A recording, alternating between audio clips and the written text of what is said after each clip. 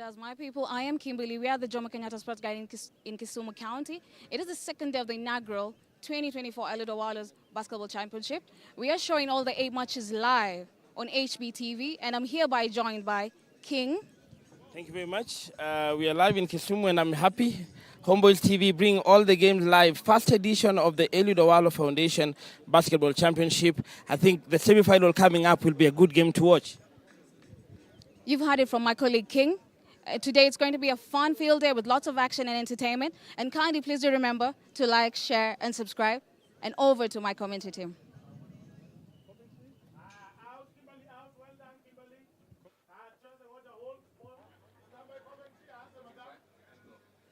Good afternoon, ladies and gentlemen. We are coming to you live from Kisumu City. This is the Eliud Owalo Foundation-sponsored NYANZA Schools Basketball Tournament 2024. My name is Silale Shani, and I'm going to be joined by Emmanuel King. But before we get into this second semifinal of the day, keep in mind this is the second day of tournament action. The first semifinal had Maseno taking on Onjiko Boys, and it was an electric game that started off slow but did not disappoint as Onjiko Boys took the win just by a basket, finishing 32-34.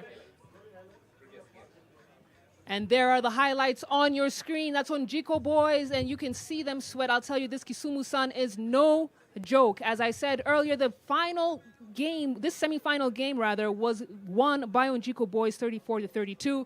At the half, though, Onjiko Boys were up 11-12 to 23 points, led by Dennis Oduor of Onjiko Boys having 12 points. But you know what? Maseno rallied back in the second half. Charles Jacob finished that half with 16 points, but it wasn't enough for them to win and move on to the finals. Onjiko Boys will meet the winners of this next semi-final game.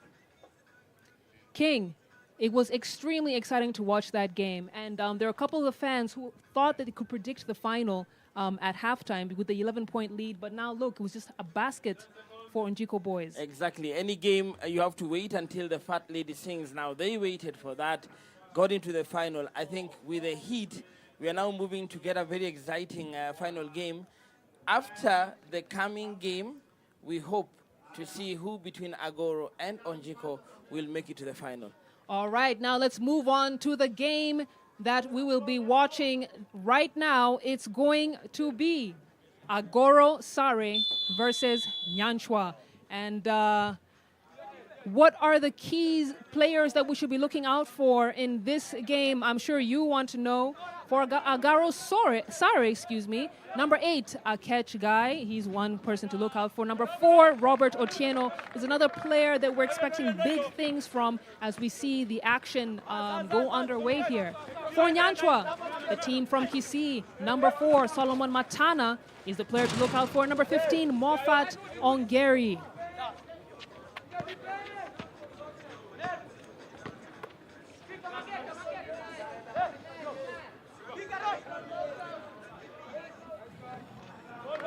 All right, and then just to make sure you guys know who you're watching here, the light blue team is Nyanchwa, and the dark blue with the yellow strip is Agoro Sare. And we've got a bit of a slow start. You know, King, it's always the first few minutes of a game are always a bit tricky. You know, teams are trying to feel themselves out, trying to get into that rhythm. And under this heat, that is no small feat. I like when teams size out each other. You know, you have to know who's hot. That first few minutes will actually tell you who is going to come off the blocks first. And there, Nyanchwa just get the first basket. And everybody will be surprised if Nyanchwa get to the final. I will not have watched them yesterday. I watched them play. But Agoro, with the big guys in that middle, they have a very good height advantage. They really do. They really do. And as you said, that really is the advantage of Agoro Sare. They have the height. Their coach, Benson Cheng, said they're taking this as a regional championship finals. This is a team that they're going to meet again in this season.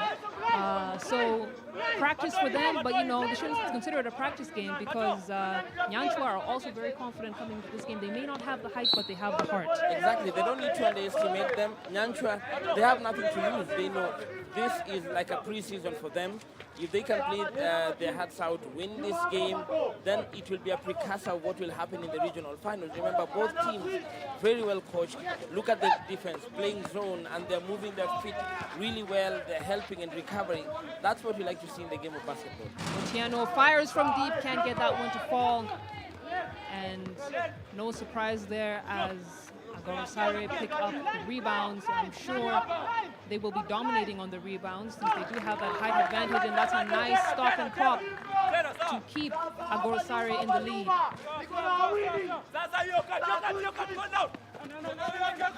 Ball moving around. The kick out for the three. Basket can't fall. And, you know, if NYANZA are going to be taking those attempts, they have to do a better job on the rebounds, King. Yeah, they have to go on the offensive board twice now. Agoro just picking the rebounds by themselves, and that is critical. Whoever is going to win the battle of the board will actually win the game. So NYANZA has to come off the blocks much earlier because they don't have the height advantage. Correct. Personal foul called on number 13, Cedric Pele. And that's going to be a timeout on the floor. Both teams will go to their benches to figure things out. And what are the things that have kind of stood out for you so far in this game? I like NYANZA. They're pushing the ball much quicker, but Agoro are using the advantage. See that? They go for the big shot, but they have to keep on going for the offensive board. And now there, NYANZA were the first to get the offensive board. Agoro didn't do a good job out there. However, Agoro with their number 4, Robert Otieno, 17 years old, Form 4. He's gonna last year in high school. I hope he's not gonna get another year in high school, but he has what it takes to win the game for them. Agreed. And there you see the coach of NYANZA, Dennis Omwamba. He knows that he has the shorter team, and I was talking to him earlier, and he said that they must step up and stop the front court from operating because of the height factor. And I like one thing. He's a coach, he's a teacher, so they have to listen to him. They listen to him on the court, they listen to him off the court. One thing I'm happy, they have good discipline. When you see the timeout and how they are executing it, shows you a team that is well coached. And I'm really liking what I'm seeing with NYANZA. I hope they can keep the momentum so that the game can become more fiery. That's a foul on the floor. And NYANZA's Magecha will go to the line to shoot 2.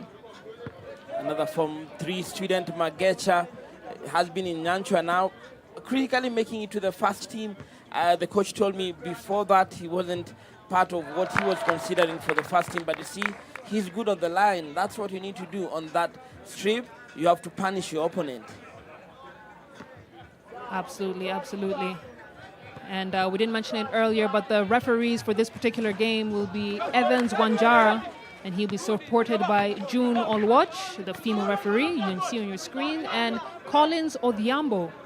We look at a deep 3. And NYANZA with the rebound. They're pushing the ball on transition. And that's some nice play to get NYANZA the basket. I told you, Silalei, they have to use the advantage. They don't have the height advantage. They need to use their quickness, run the floor on transition.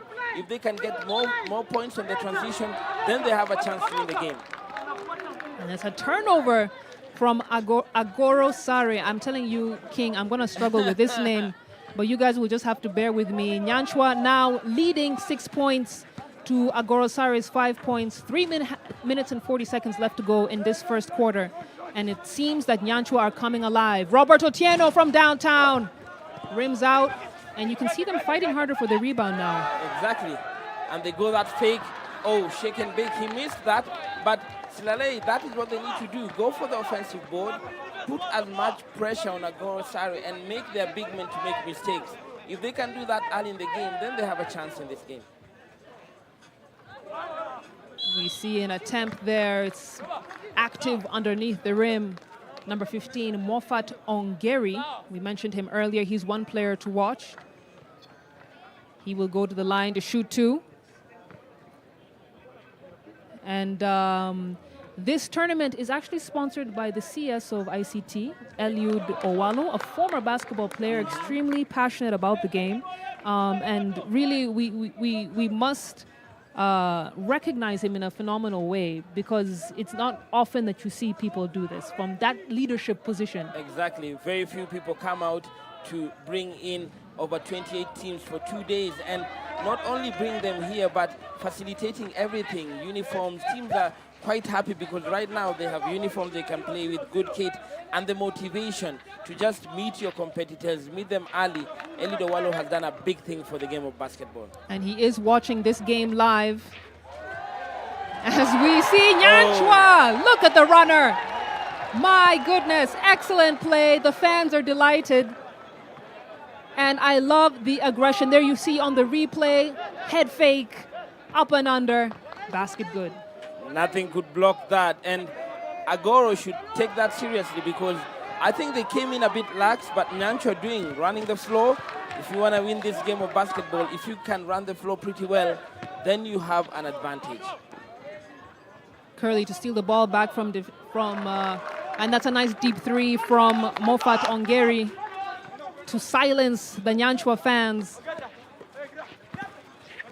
Agorosare now up 2 points against the team from Kisii. Ball is stolen by Gabriel Aisewa.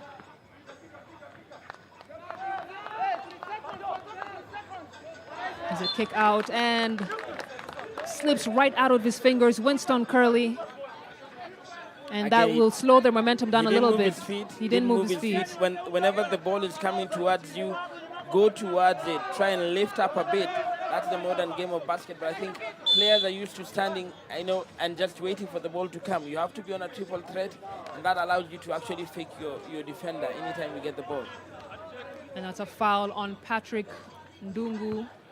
He'll head to the charity stripe to shoot 2. And for me, King, I love when underdog, I say that quote unquote, underdog teams have so much aggression against a team that is expected to be a lot stronger and better. It's always fun. And Exactly. we always love to cheer for the underdog. Everyone does, underdog expects nothing to win. And funny enough, when the underdog is playing it better, the crowd gets involved. And if you, as the favorite, you don't silence the crowd and you don't beat the underdog early in the game, then it's going to be a tight game as it goes into the fourth quarter. So Agoro has to be aware that everybody, the crowd, is rooting for Nyanchwa. There's an attempt from Nyanchwa, and they really are attempting a lot from the three-point line. It must be something that they've been practicing on. Agorosare on the other end. A catch guy trying to lay it in, not successful, and here comes Nyanchwa in transition. He goes all the way, number 4, Solomon Matana. Big play by Montana. And again. And look at that, such confidence in traffic, above the defenders. That's a great hustle play. And above the rim as well. I think Montana looks small in nature, but big heart. And again, we say, if you want to win this game, you have to have a heart that is bigger than your opponent. Play it well, give it your all, and you're going to win the game. Well, the game is tied 9 apiece with 1 minute and 40 seconds left to go here in the first quarter. Here comes Nyanchwa to wrap up the first quarter of this game. And a personal foul called on number 5, Ronnie Otieno. He thought he had his hands up, but I think he had a body on him. Exactly, body on it. And then the new rule that came up, you have to make sure your feet are on the floor, plant them. Don't get out of your cylinder. If you do get out of your cylinder, it's always a foul. And they need to take care of that. They have the bigger team. Just move your feet, let the second man come and block it. If they have those fouls early, Nyanchwa might have a field day later in the game. As Ochieng misses his first free throw, and Nyanchwa boys, we really have to take advantage of the opportunities that have been going on the free throw line. This game can really be won from that point. And really, they've been going to the line a lot more than Agorosare. And they need to take advantage. They the absolutely game is do. won by 2 things. How many free throws you make and how many rebounds defensively you get. So if they have the disadvantage, they have to take advantage of going to the line. Well, Ochieng managed to rattle the second one in. And now, look at that, a steal from Nyanchwa. And here they come, pushing the ball up. It's a kick out for a 3-point shot. Nice head fake.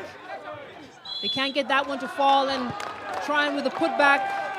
Not successful, but another opportunity to head to the line. And as King wisely said earlier, they must take advantage of these opportunities. This is the way that they can extend that lead against Homa Bay's team. And again, Moffat Ongeri, number 15 of Nyanchwa, very sleek. On the block, you don't see him. He's not very tall, but he's picking the balls over bigger players like Ayor and of Agorosare, but they're not scoring from the line. They have to punish them. Not only make them foul, but when you go to that free throw line, punish them. That's how you win the game. And what is the key to making free throws, King? Train well, and then concentration. Don't be in a rush to take the free throw. Just take your time, because the referee will give you the ball and breathe in, breathe out. Like we did it. Breathe in, breathe out. Take the shot and follow through. You're going to make it. In other words, practice, practice, practice. Agorosare now in the lead. And Nyanchwa being very patient on offense. Oh, he had a good look at it. Matana could not get that one to fall, and Agorosare not giving them a second opportunity to attempt. Ayor rims out. Rebound, Agorosare and Ronnie Otieno will head to the line. I love that height, Silalei. I wish I was born a bit taller during my days. I'd be, dominating on the board, because that height, very hard to get in the country nowadays. They have to take advantage of it and get into the final. Well, King, if wishes were horses, we'd all ride.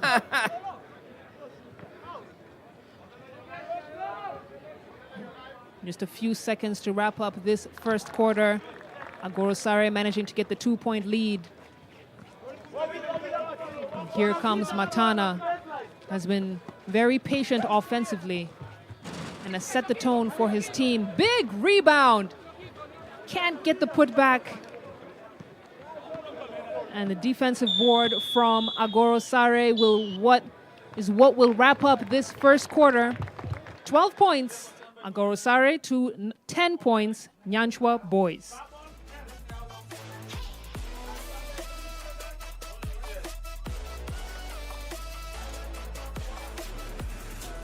And what a first quarter it has been. Many predicted that Agorosare would absolutely dominate in this game, but here you see they're only leading by 12 points. It was a bit of a slow start for both sides, but I think Nyanchwa boys really have come to play despite their height deficit.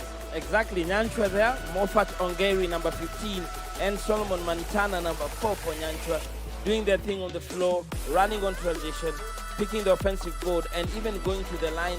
What they've not done pretty well is score them. There you see number 6, Frank Magecha, scoring there. However, that has been the order of the day. Kick the ball, run it, run on the space, fill the lane, on transition. If they can keep that momentum, they are going to win the game. Absolutely, absolutely. I do agree with you right there, King. And we've seen some good three-point attempts from the big fellas from Agorosare as well. It's great to see the versatility of their big players. That was Patrick Ndungu on number 15. And I think we're going to be set for an exciting second quarter here. You have to maintain the momentum, maintain the pressure, go get the offensive board, push yourself. Nyanchwa have only one game. They have to come out, they have to play with their hearts out. If they can put pressure on Agorosare, go to the line and score them, then they have a better chance.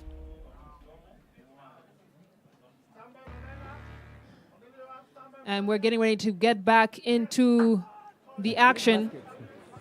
As I mentioned earlier, this is the Eliud Owalo Foundation tournament, basketball tournament, bringing in the top schools within the region, founded and led by the CS of ICT, Meshimiwa Eliud Owalo, a former basketball player. He used to play on this court. And by the way, I hear this court actually housed some of the legendary players of the game here in Kenya. Ronnie Owino. I think the big guys, Ben Wanjara, Wilkisto Dwar. All the players who played, even in the national team, including Mweshimiwa himself, played here. So one thing he wants to do is ensure the region goes back to where it was before and dominate Kenyan basketball. Yes, indeed. As we get underway here, It's a scuffle for the ball. That's good hustle from Agorosare. Pele to bring the ball up. He kicks it out. It's going to be a drive. Nyanchwa got a piece of it. And the great composure of Robert Otieno. Absolutely fearless underneath the rim. Nyanchwa can't get that one to fall. That's the factor. They have to convert them. The productivity is killing them now. On the floor, they're not doing very well in terms of conversion. They have to maintain and score a lot. They're doing well in terms of fake and drive and kick. However, the productivity on the final product is not working out for them. That is right. And it's called an efficiency rating. Yes. It is encouraged to attempt, but you gotta hit those easy shots, especially those shots right under the rim. They say it doesn't matter how many times you shoot, but how many times they get into the bucket. That's what counts in the game of basketball. That's absolutely right. On your screens, Robert Otieno gets the second free throw. Silale, I know by the time you played, and when, I don't know whether you're still active, I think you're going to hit about the 40,000 point mark. You know, I don't talk about it much, but I like to say that I inspired LeBron James. I know. Agorosare now leading by 3. And you can see number 4, Robert Otieno, very aggressive offensively, and that's what he has to keep on doing. He really likes that left wing. Left wing. Doing the runner, Exactly, you know, going up with the runner. And just making it sleek, you know, making it look nice. I don't know why Nyanchwa haven't noticed. He uses only the left hand. Try and push him to the right. Let's see what he can do with the other hand. Clifton Angwenyi could not get a hold of the ball, and that's a turnover for Nyanchwa. And another opportunity for Agorosare to score.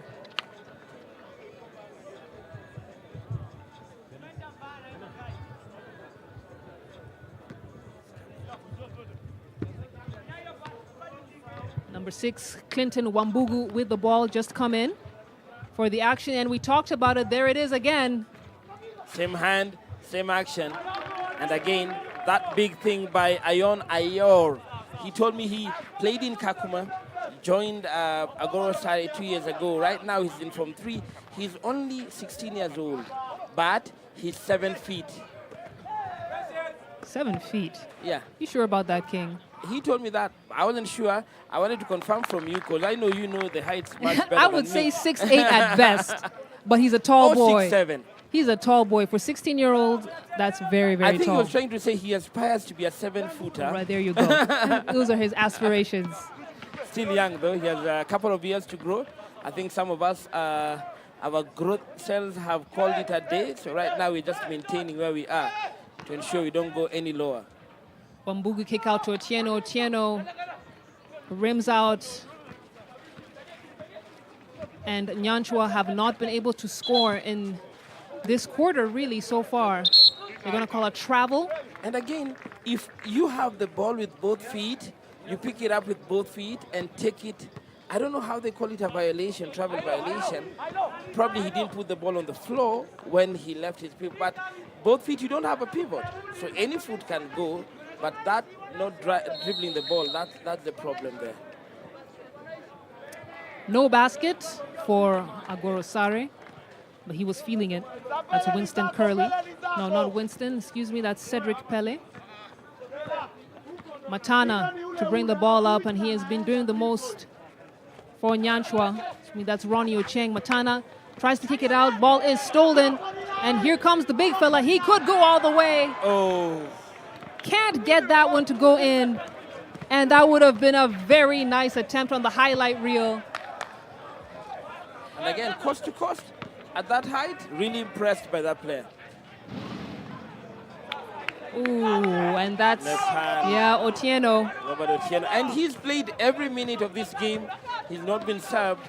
Left hand, 1, 2, and drive. Oh my God, that's what, love the game of basketball. That was a great play right there, but I think he hurt himself. He kind of banged against the The The backbone? it was the pole. The pole, yeah. Yeah, and he looked like he was hurting. But the great thing about high school is that you have devastating injuries and bounce right And you're back. still young. You recover well, and you can actually play with an injury at that age. You really can. You don't really feel can. it. Matana on the line. And again, that line, I don't know whether it will be better in the third quarter or it's the commentator's curse. Let's see. Let's see. But what is clear is that Agoro Sare have found their rhythm and looking to maintain it. 10-point lead, 21-11 by Agoro. And we are past midway in the second quarter. They have to push up. I see them playing a 1-1-3 defense for Nyanchwa, but they have to try and play matchup because then Agoro are now moving the ball much quicker.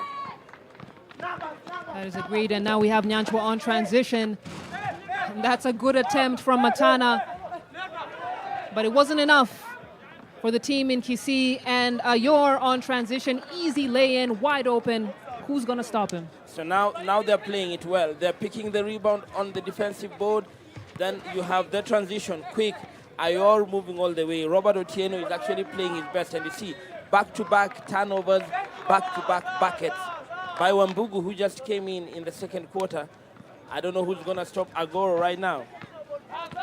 And you get the sense this would be a great time for the coach to call a timeout, just to get Nyancha boys, on the same page. And look at that, just as I say that, wow, Matana, a 4-point opportunity right here.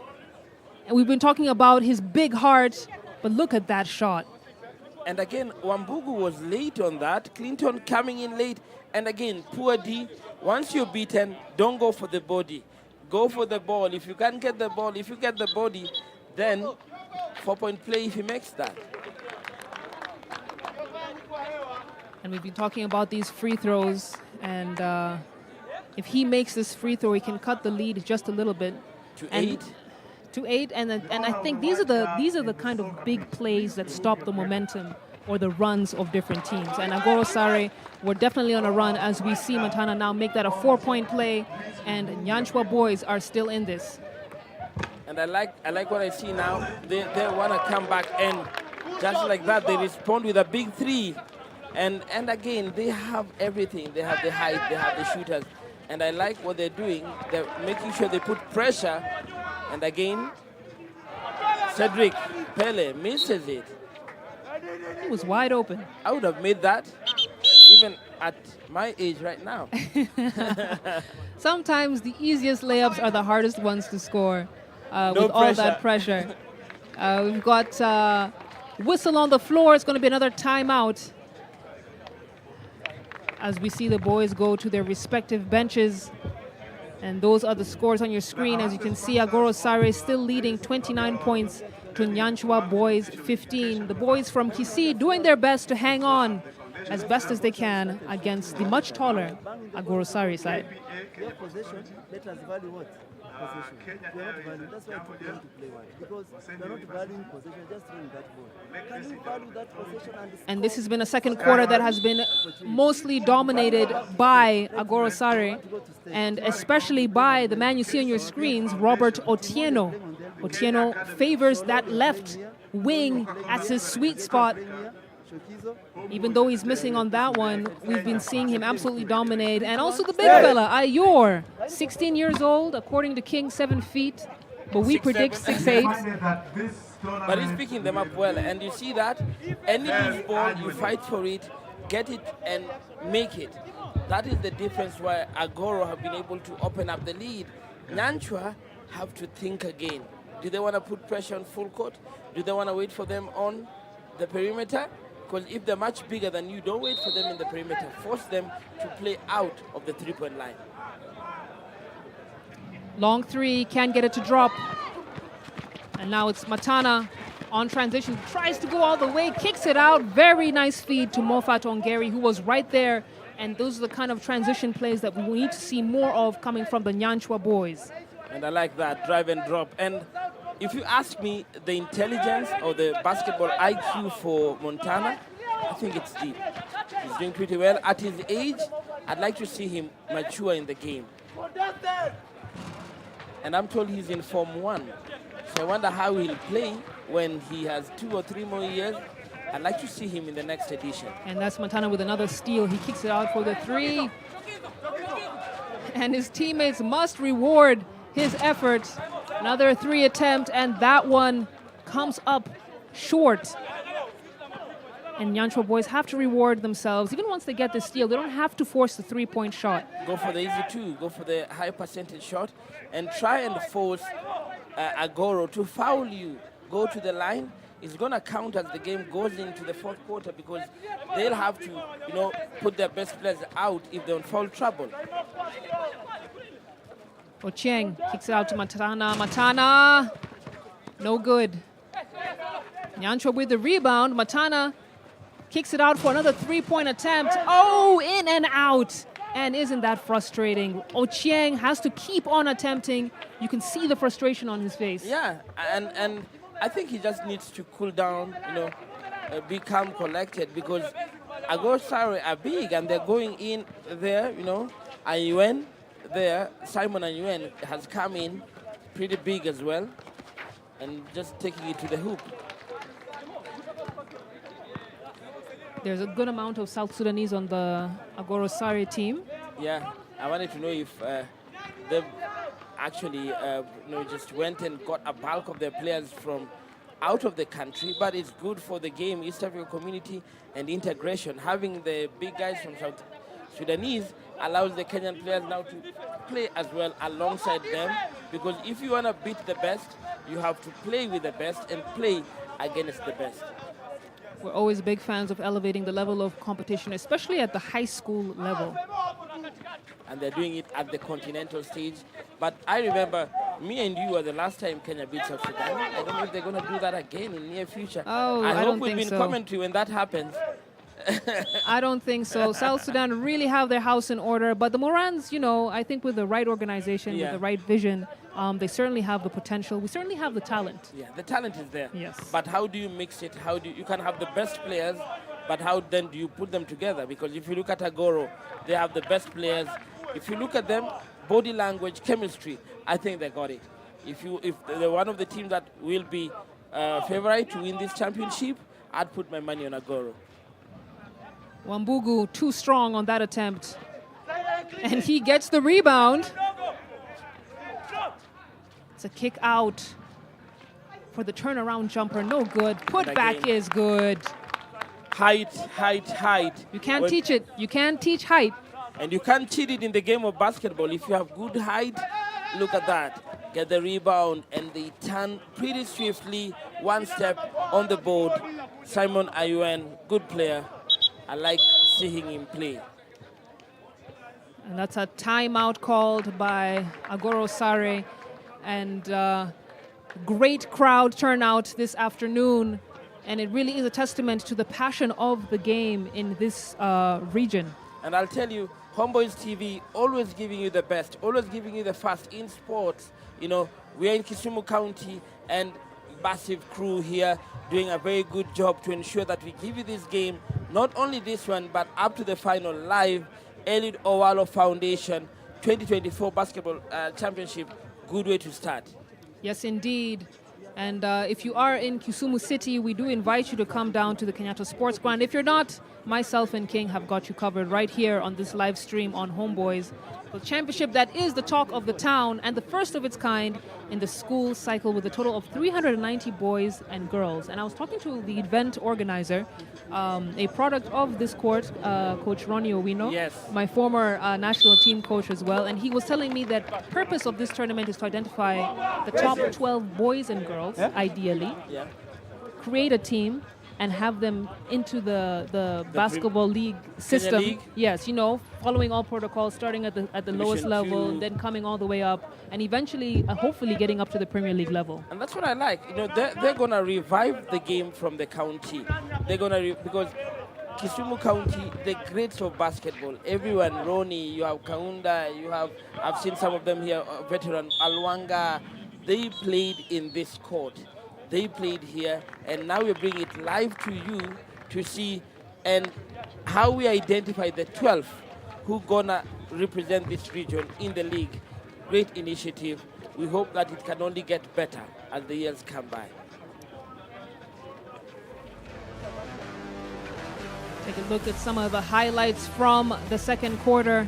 Nyanchwa really did their best to fight back, but really the second quarter belongs to Agoro Sare, who dug deep and found their rhythm. We see the three-point shot from Hungary, and I would say that Agoro Sare have been active outside and inside. You know, they have the height advantage, so they've been very active around the rim, but they're not shying away from attempting those three-point shots either.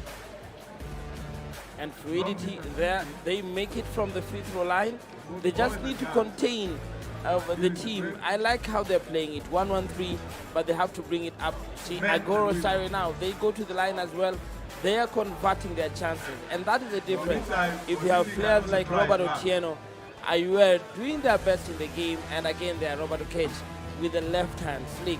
Very few players, and I long to see have more of players who can go on their left, drive in, go for the teardrop, and also shoot at will.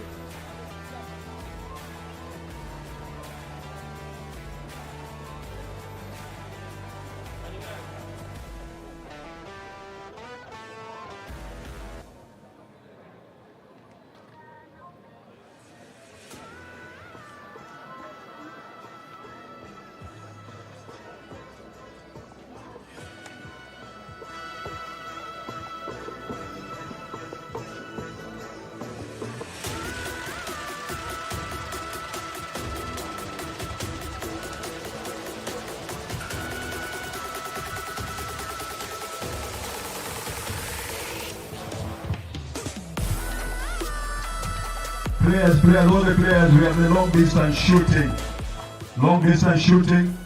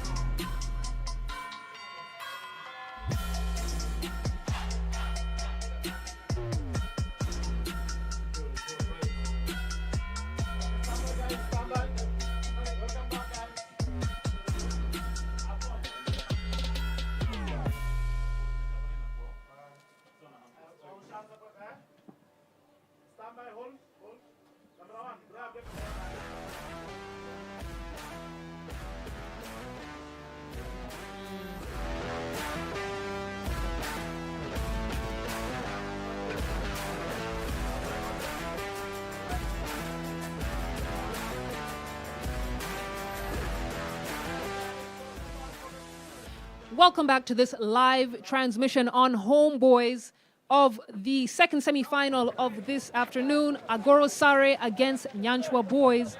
Agoro Sare absolutely dominated the first half, finishing 33 to Nyanchwa Boys, 19 points, led by Robert Otieno, 8 points, while Agoro Sare and Nyanchwa's Matana at 7 points. But really the story of the day in this game, King, is how Agoro Sare has been able to dominate the boards thanks to their phenomenal height. And they're dominating the defensive board, they're dominating the offensive board. I felt in the first quarter they didn't play pretty well, but they came out guns blazing in the second quarter. I think, and I know that if they can maintain that pressure and play it a bit deeper, the smaller team in Nyanchwa are not going to make it. We are hoping and seeing that Agoro might go all the way to the final, and see that quick transition and a score by Cedric Pele. That's what basketball is all about. Get the rebound, next person goes in and score the easy bucket. Number 11, his name is Isewe, into the game, and it's interesting that the coach has chosen this particular lineup to start this second half, King. We've talked about how young the Nyanchwa Boys are, mostly Form 2 and 3 players, very few Form 4s, and you get the sense that the coach is trying to get his players active playing time. And we say this is a preseason. They're using this tournament to now build up their team, build up the team for the regional. They have nothing to lose. They probably will be happy with third or fourth. They know Agoro are the favorite. So how about clear out your bench, use all the players, then give them opportunity to develop. Because if you have the Form 1s and Form 2s, use them more in the pre-season tournament than using them in the main tournament proper. Gabriel Aisewa, just as we mentioned his name, he checks out and into the game is number 14, Grafton Onyango for Nyanchwa. Coach wants to go back to a slightly taller lineup. Ochieng decides to take it mano a mano. The ball is stripped away, and that's a long pass on transition. And a nice strong finish from number 8, Akech Guy. Euro step reminds me of James Harden, 1-2 Euro, and oh, beautiful basketball. That's how you play it. Akech Guy just doing the right thing at the right time and avoiding the defender. If you can do that consistently, they have a chance to even widen up the lead much further. And Nyanchwa's scoring troubles continue into this third quarter. And you get the sense that they've not quite found their sweet spot in this game. But still plenty of time to go as Agoro Sare lead 37 to 19 points. 5 minutes and 23 seconds left to go here in the third quarter. And Agoro Sari camping out underneath the rim, Big bucket. making it look so easy. They are playing well, and they're well, they're well polished. They're a team that is well drilled, and Silale shows you a team that trains together because they are working together for each other. They're actually pushing the game together. It doesn't matter how the score is, they're playing for one another. On transition again, big play. Oh, just missed it. He would have given a back pass to the chasing Akech to score.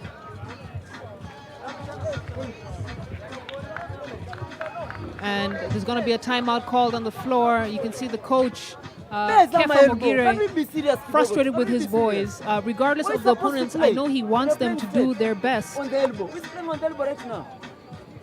Who's playing on the elbow right And these are young boys. They're still learning their game. Experience like this are invaluable. now? Opposite sides. Bigger team, smarter, Serious, kiddo. most likely older. Agoro Sari sitting pretty with a 20-point lead here in the third quarter. Again, we'd like to inform you And we can see the fans are continuing to pour in to the Kenyatta Sports Ground over here. in partnership with And they keep on coming in, and the sun keeps on getting hotter. But we are live and hot on Homeboys TV, doing it first inaugural session of the basketball championship. And as they said yesterday, this is going to go on and on and on. And Waziri promised to keep on doing this championship to identify talent in Nyanza.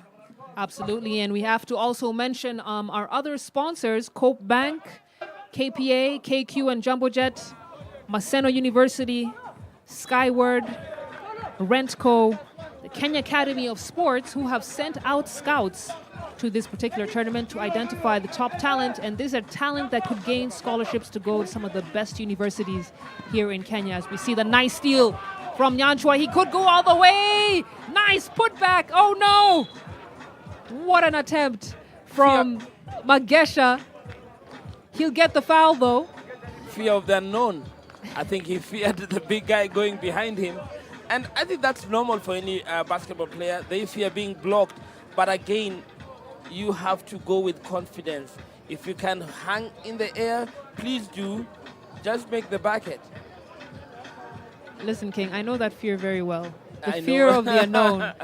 You don't know what is coming You behind don't know your what's back. coming behind your back. And It could how be the, fast they're coming. the block of the century. So I do admire Magesha's confidence there and his ability to draw the foul. Misses his first free throw. We've been talking about the free throws that Nyanchwa boys have missed in this game. He misses the second one as well, but they managed to get the offensive rebound and a second opportunity to score. Ochieng kicks it out.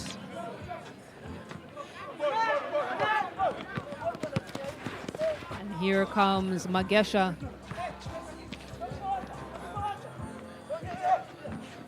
And King, do you think Nyanchwa boys need to slow down their offensive possession a little bit more? Are they attempting a bit too early? They're attempting too early in the clock. They have to slow it down. Let them ensure that Agoro plays D, because you see, the taller you are, easily drive in and drop in. But if you rush it, then you make yourselves look bad. Patrick Ndungu checks in, number 15 for Agoro, and I think they have a chance there if they can keep on going to the board. Long pass, snatched away.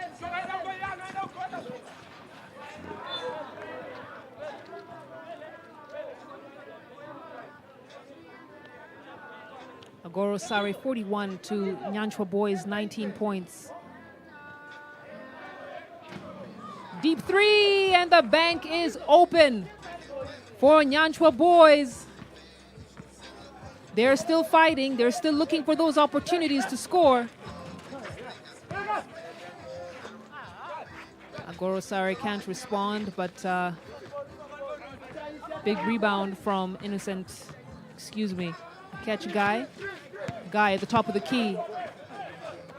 Kicks it out for a wide open three. Misses the mark completely. And the ball is going to go the other way. foul on Nyanchwa. Agoro will have an opportunity to inbound. Referee June there. Just happy that a lot of basketball enthusiasts are here. Remember, like, subscribe, share. Homeboys TV, home of basketball for this weekend. Corner three, misses everything. Agoro Sare not allowing Nyanchwa to have those rebounds, and that's a nice kiss off the glass for Clinton Wambugu, who has been active this second half. He's been effective. I think since he came in when the lead was tight. It was 17-15. Now it's blown up, 21-point lead by Agoro, and less than 2:32 to play in the third quarter. They have a good advantage to get into the final. Wambugu kicks it out, and that's going to be a foul on the floor. And again, we always ask, Silale, you played, we play the game. What does the referee want you to do when the guy is driving on your path? Do you jump over? Do you jump out? Do you jump over them? Listen, it's the casualties of the game, and it is what it is. Either way, it's a foul, and that was a good call from the referee squad that's on the floor. Kudos to them. Sometimes the referees don't often recognized, Yeah. but you can't have a basketball game without officiating. And you can nobody ever remembers a good call by a referee. We always remember the bad call that the referee made. I'm not saying that call was bad, it was good, but nature of the game. Nature of the game. Ongeri misses everything with a three-point attempt. And Nyanchwa boys now have only scored 3 points so far in this third quarter with just about a minute and 30 to go. Long pass to Wambugu. Mbugu kicks it out for the corner three. It's wide open. It's an air ball. And here comes Ochieng on the opposite end. Oh, feed to Ongeri. Ongeri can't get it to fall. And Nyanchwa are struggling. They are really struggling underneath the rim, and they just got to absorb the contact. Yes, Agoro Sari are taller, but draw the foul.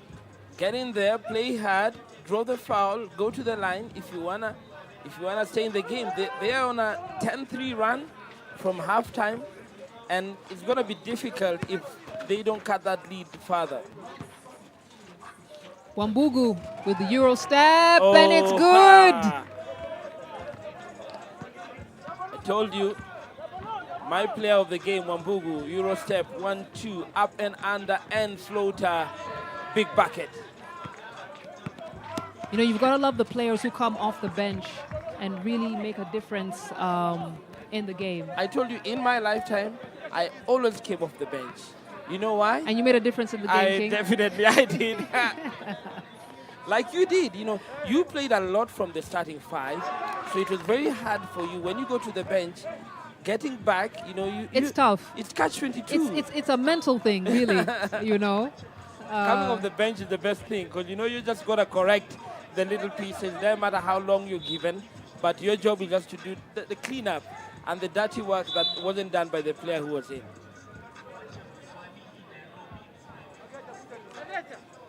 Wambugu there on the pitch, I think is a player that I'd like to see develop, and I'd like to see if that 12 or 14 or 18 will be brought into life.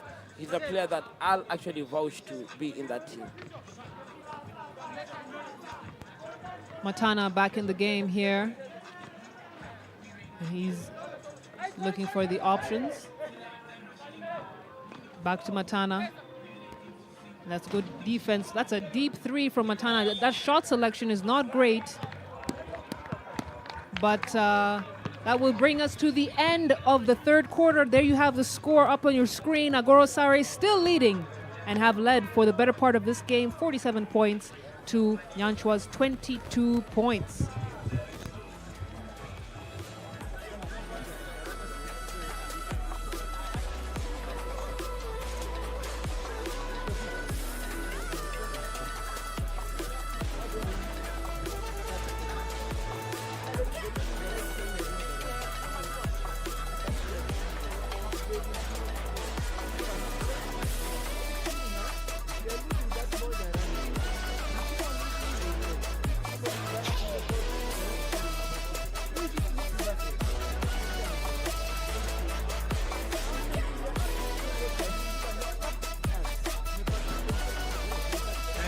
Last quarter, the Warriors are leading by 45 basketball.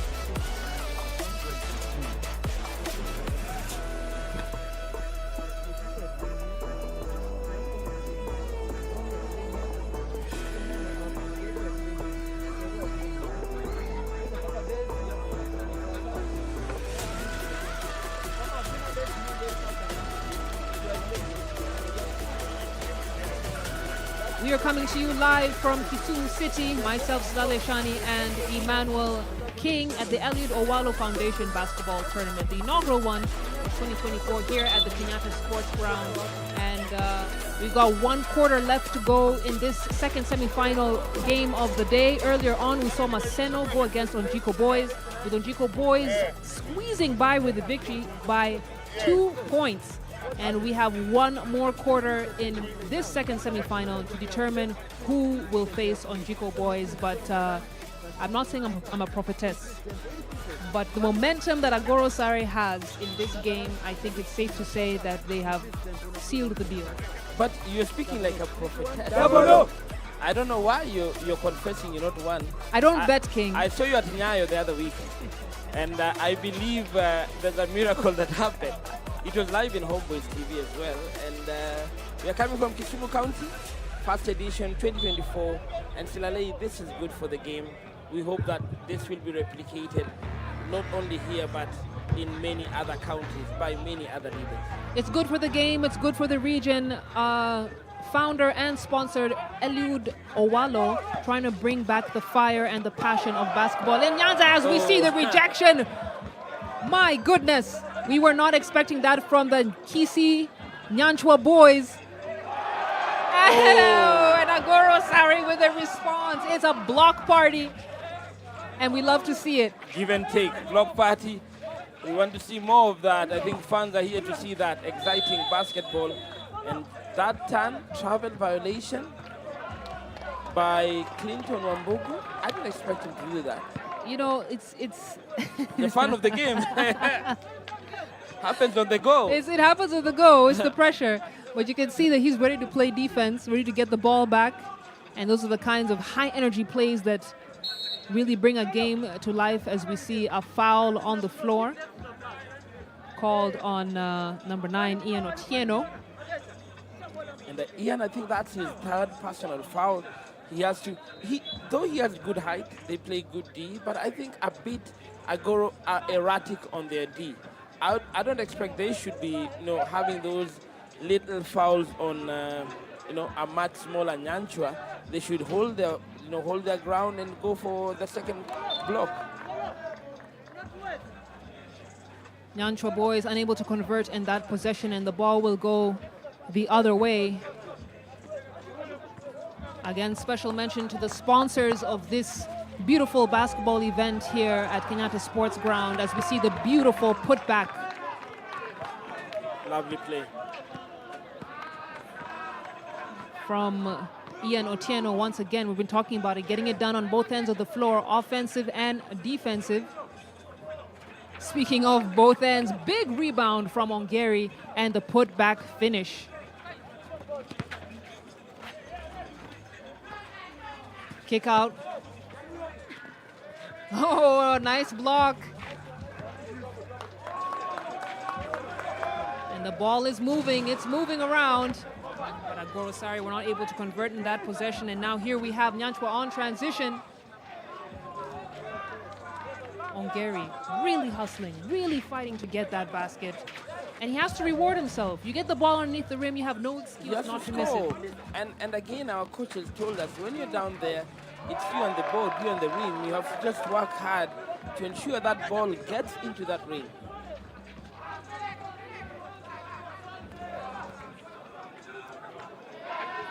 Agoro Sare now crossed the 50-point mark.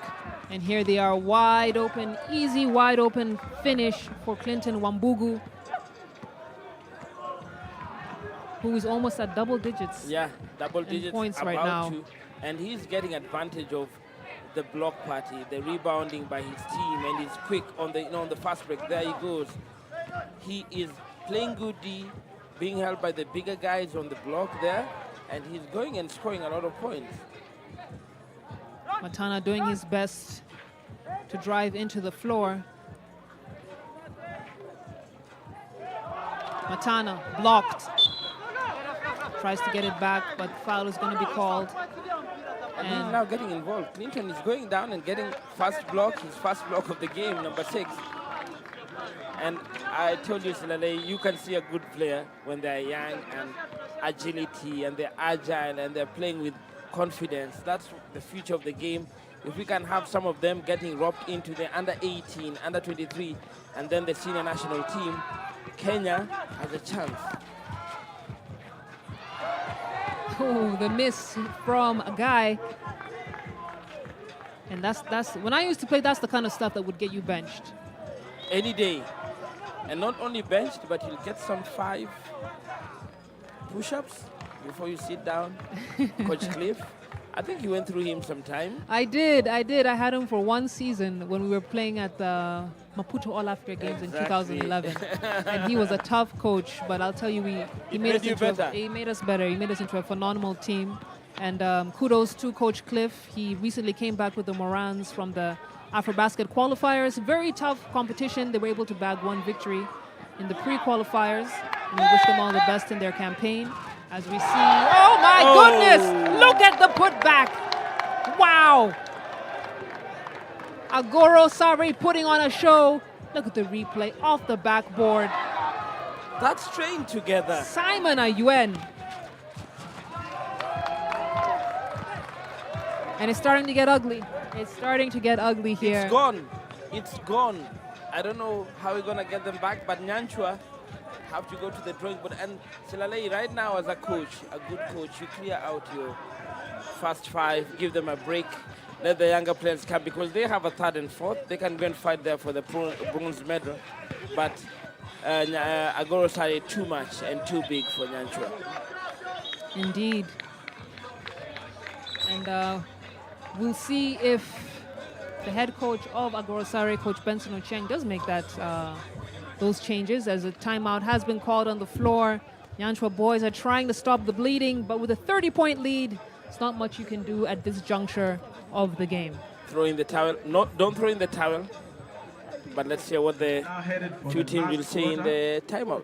With Gorosari in the lead with 57 points against Nyanchwa's 24.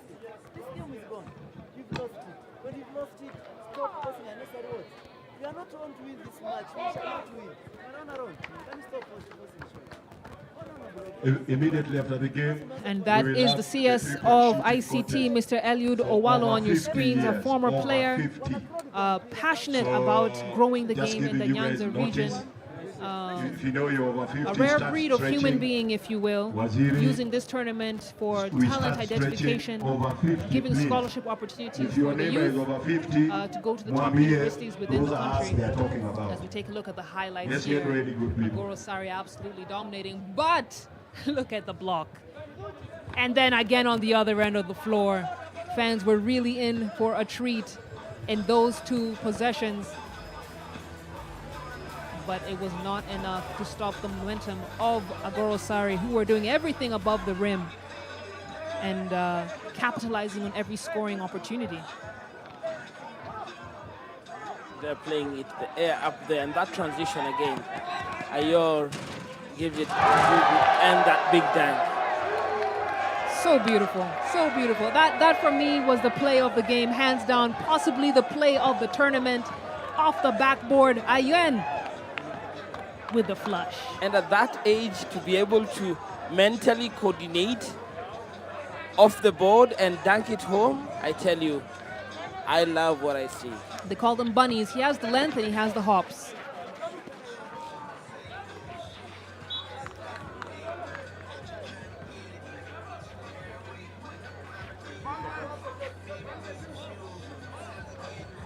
And now it's the final minutes of the 4th quarter. Agoro Sari 59 to Nyanchwa boys 24 points. And you have to admire the fight of Nyanchwa boys, who are still giving their all despite the lead, as we see the up and under finish. Not many teams even in the league National League are able to get to 61 in a normal game. Especially an outdoor game. Exactly. Outdoor game, they end 45, 47. Agoro, 61. That's huge for them. It really is. They're a team that are very fun to watch. I love their energy. I love how they are operating so well, stealing the ball, pushing it on transition. And that's a foul on the floor by Matana. And he has to be careful. They call it offensive foul there? We'll take a look at the replay. Oh, yeah. He had his arm out. That elbow, not allowed. You have to retain your cylinder. You can't get into mine. I'm playing D, so you can't extend it. You just allow me to play my D. If you extend it on me, then an offensive foul. That was a good call by the refs. Matana in the corner, looking for solutions, trying to kick it out. But he was pushed out of bounds. And Nyanchwa with the inbound play. It's poked away by the long arms of the Agoro Sari defense. Ochieng dancing at the top of the key, kicks it out. And that's some sticky defense from the Homa Bay team. Bounces off. Rebound. Another attempt is not good. They get their own rebound once again. Curley misses everything, and that will do it for this possession for Nyanchwa boys. They're doing live by the three, die by the three, but the threes are not sinking in. So now they're down by 37. Quite huge differential. And if you ask me, now they just need to clear out the bench. Agoro, clear off your bench. Nyanchwa, clear off your bench. Let your fringe players get in there. Let them get into the game. Allow them to prepare. As you prepare for the final, Agoro, you prepare your team for the third and fourth. And that's the tricky thing about these, 2-day, 1-day tournaments, King. You have to think about the next game. Never about the game you're playing. It's always about the game after that. I used to enjoy them sometime when we used to have the open tournament, 2 days, 8 games. But after that, you don't train for 1 or 2 weeks because you're either hurt, you're injured, or you're tired.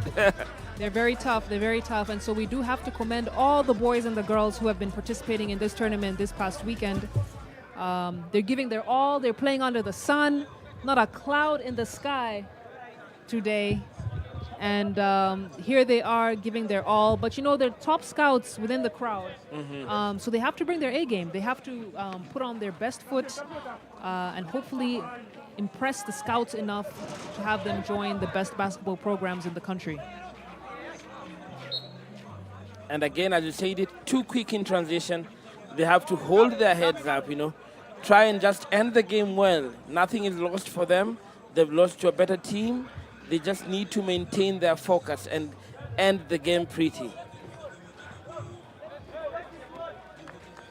Just 5 points scored for Nyanchwa boys in this second half. Ayuen snatches his rebound, tries to go back up, can't get it to go. And Agoro Sare with another attempt, and they really are spoiled for choice in their attempts. Ochieng, wide open three. Live by the three. Nothing but net. That's what we like to see. Go for the big three. Live by the three. Die by the three.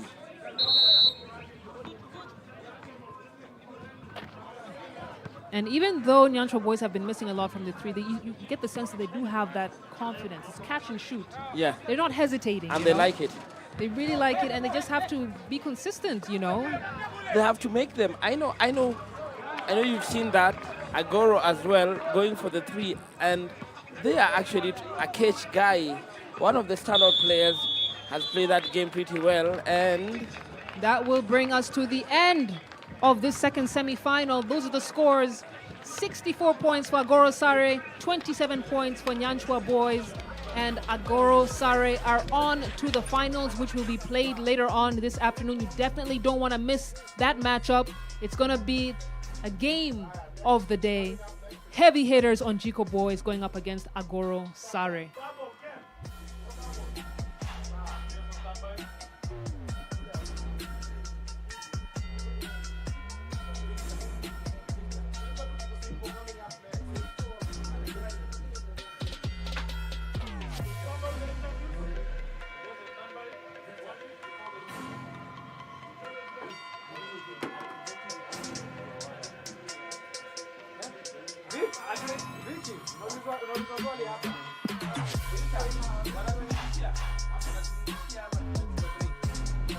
Solo para los interviews. Flo, yo que venir a un long break. How long?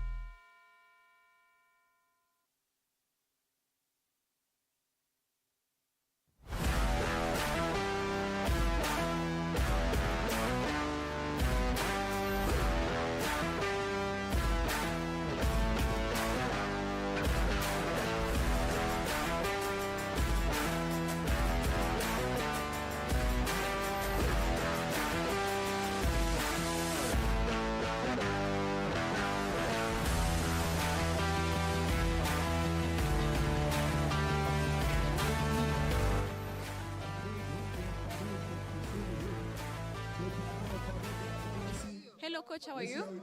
Are you happy with your performance today against Agosare? I'm not happy with the results, but I'm happy with the performance of my players. Yes. In today's game, do you think that Tafadhalini, please. Over 50.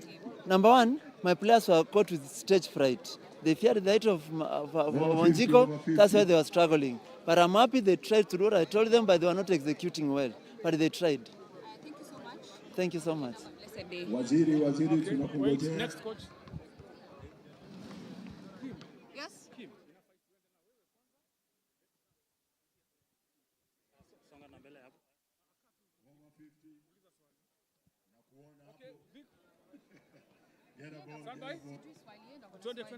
Hi, hello, coach. How are you? How are you happy with the performance of your team today? Yes, I am. Uh-huh. After the Where's Big? semi-finals, I'm happy. The boys played as they were instructed to do, and I'm happy with what they have done. You're over 50. We see that transition and rebounds were working for you in today's game. So as we go to the finals, are you planning to undertake any new plays, new measures so that you can be able to win this championship? Yes, we have to. We have realized that our players are not boxing out. That is an area they need to work on as we go to the finals. Definitely, if they apply, if they box out, let's get started. I will win this match. Okay, thank you so much and have a blessed day. Thank you and welcome. Back to commentary.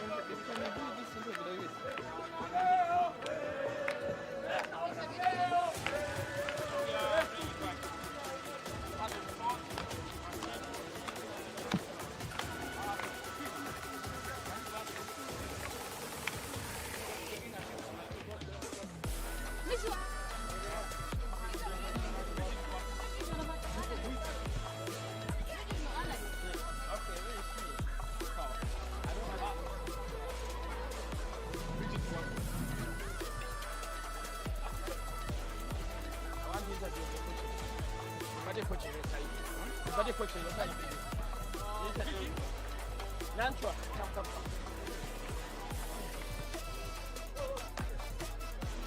Coach, be good. Be. 2, 3,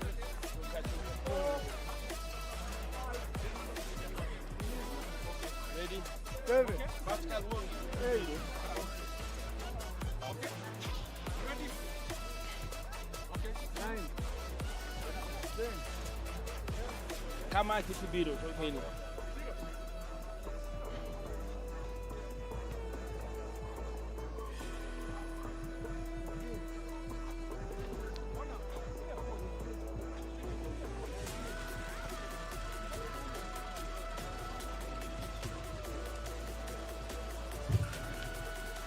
Coach Ogilo. Coach Ogilo. Yes. All right,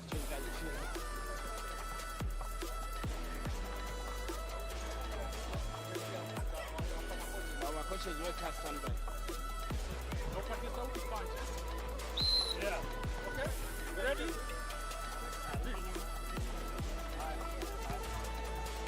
Niambie 5-4-5.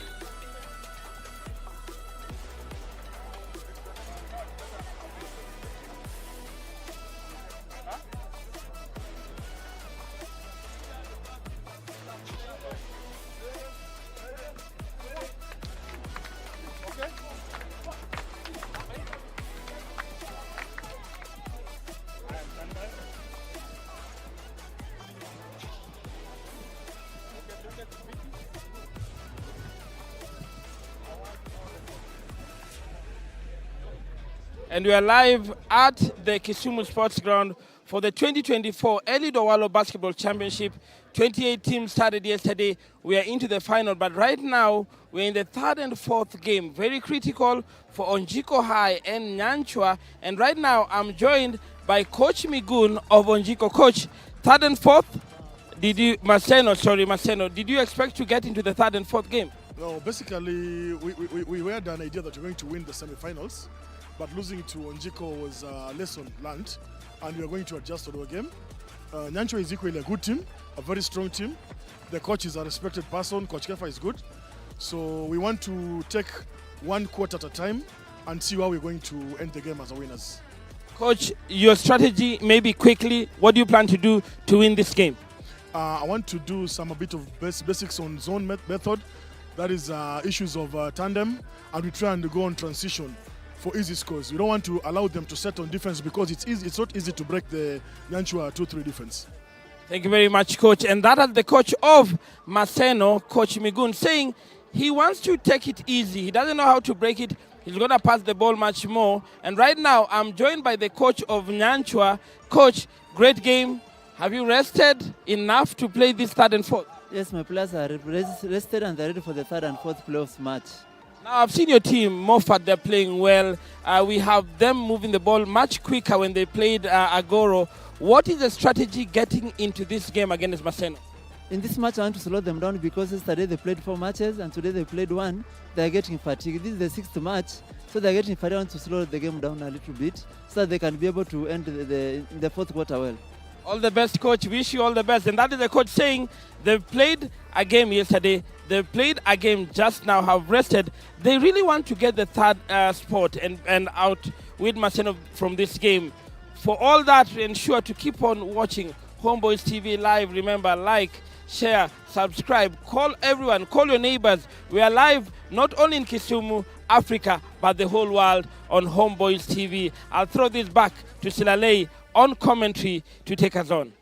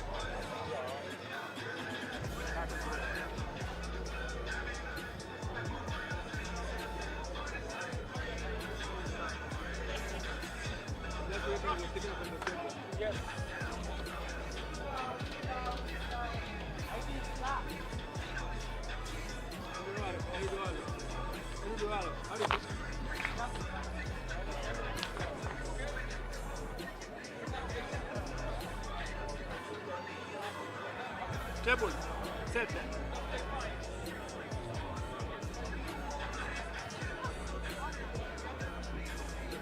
Chonjo.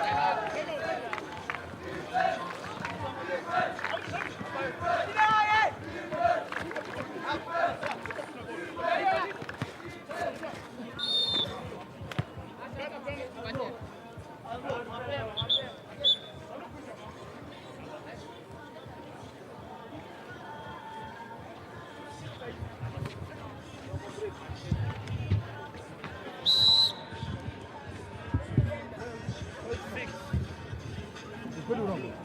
5 points. We had agreed. This if it was unawacha watu, we are playing soft for them. For everybody to play defense. Kila mtu ashike manual. Kweli urongo? Kila mtu ashike manual on defense. Cheza defense. Then I say, wache ku allow these people to do what? Set on their defense. Transition. Ama muko tulikuwa tunawatch game na when they set on defense, it's hard for you to penetrate, because they are short people. Movement yao kwa dini rahisi.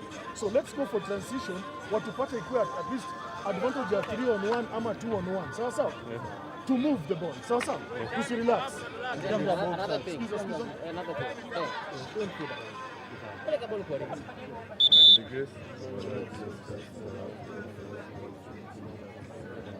So 3-2-1. Strong. Let's go 3-2. Stop it.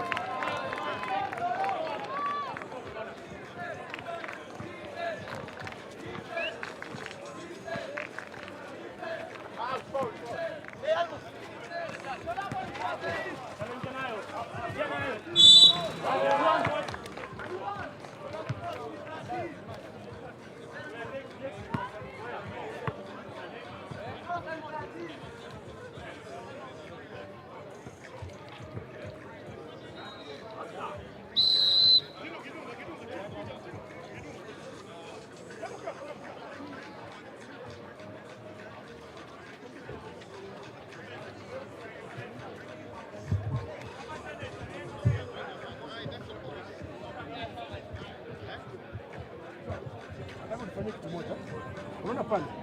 Unaona pale? Ndio simama pale. Wacha watu wacheze form 4. Sawa? Then, nataka unaona hapa hivi hapa. Hapa high post hapa hivi. Nataka kuja high post hapa. Chalo. Cheza unaona pale hivi. Kwa 3.9 pale hivi. Leta ball. Sawa? Hit Chalo. Chalo ende ufunge. Si kama tuelewana. Denga amekutolea watu wawili. Sawa? Shona amekutolea mtu mmoja pale. Tuko pamoja. Go in and score. Foul vile umefanya hivi sasa. Guys on defense, angalia on defense. Tunafunga the two guys wako juu. Tufungue wide kidogo tushike hawa. Sasa. Tutri lakini sidi mambo cheza mambo. Ule ametokaje? Archu 3 2 1.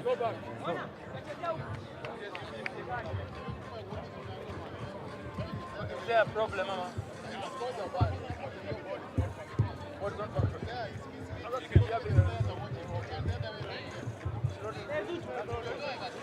Second ball.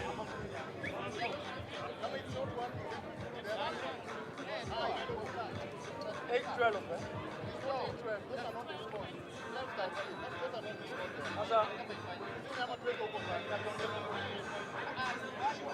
What's the problem? Tony, what's the problem? Children? Negi, what's your time energy? 5. 5, let's look at 5. Course I know go 5. Time remaining energy. Long 3 minutes. Long in down. 3:21. Away will come coach. Scores ni ngapi? Pia wanaona ni pia bana. Scores ni 12-11. Leo yuko ya kurekebisha na kuelewa. Ina control na kulipa. Hiki ndio 8. No, not 8. Oh, see, this is for 8.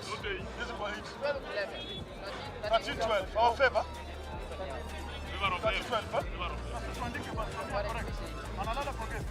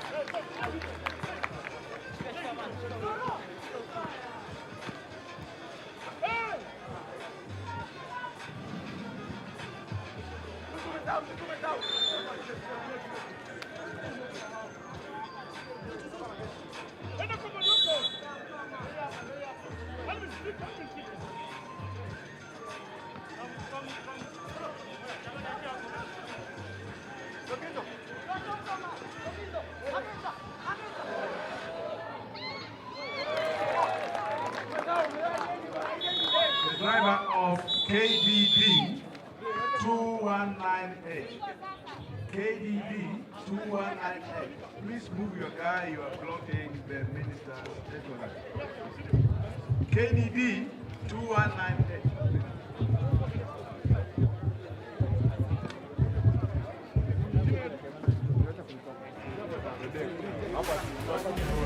Hey, 1 minute, huh? Then, tumesema very simple thing, huh?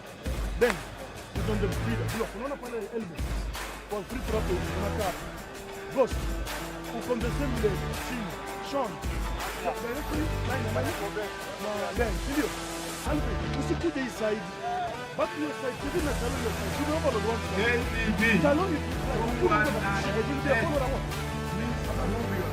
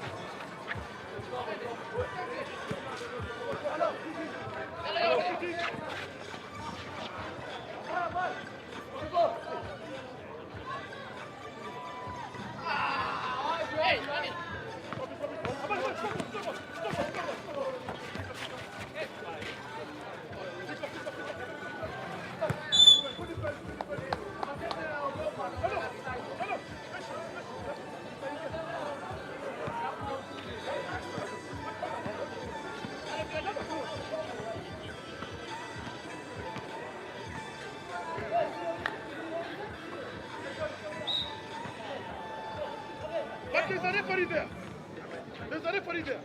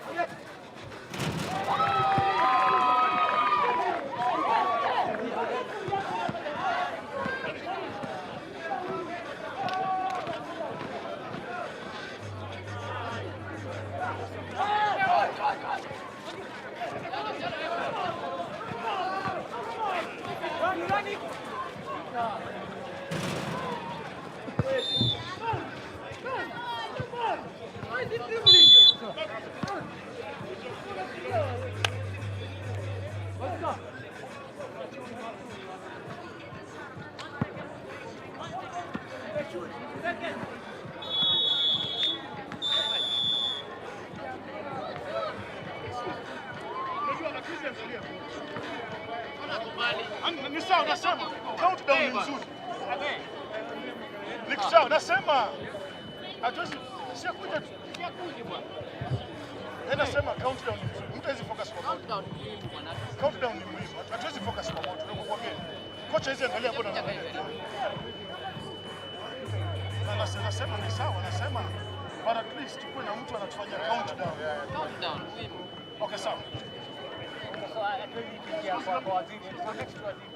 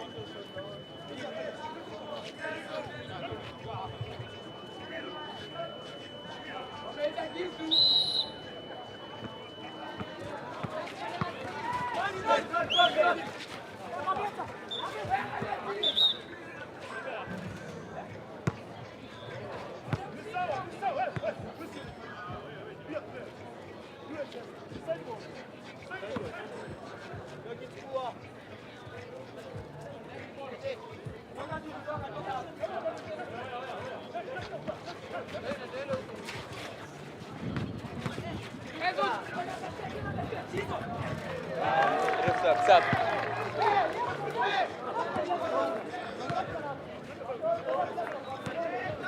Against 100.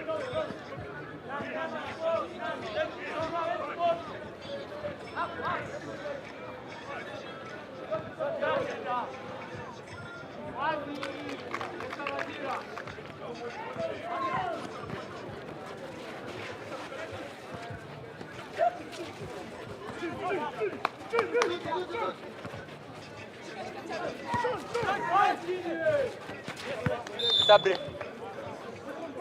Hey, refs up. Run.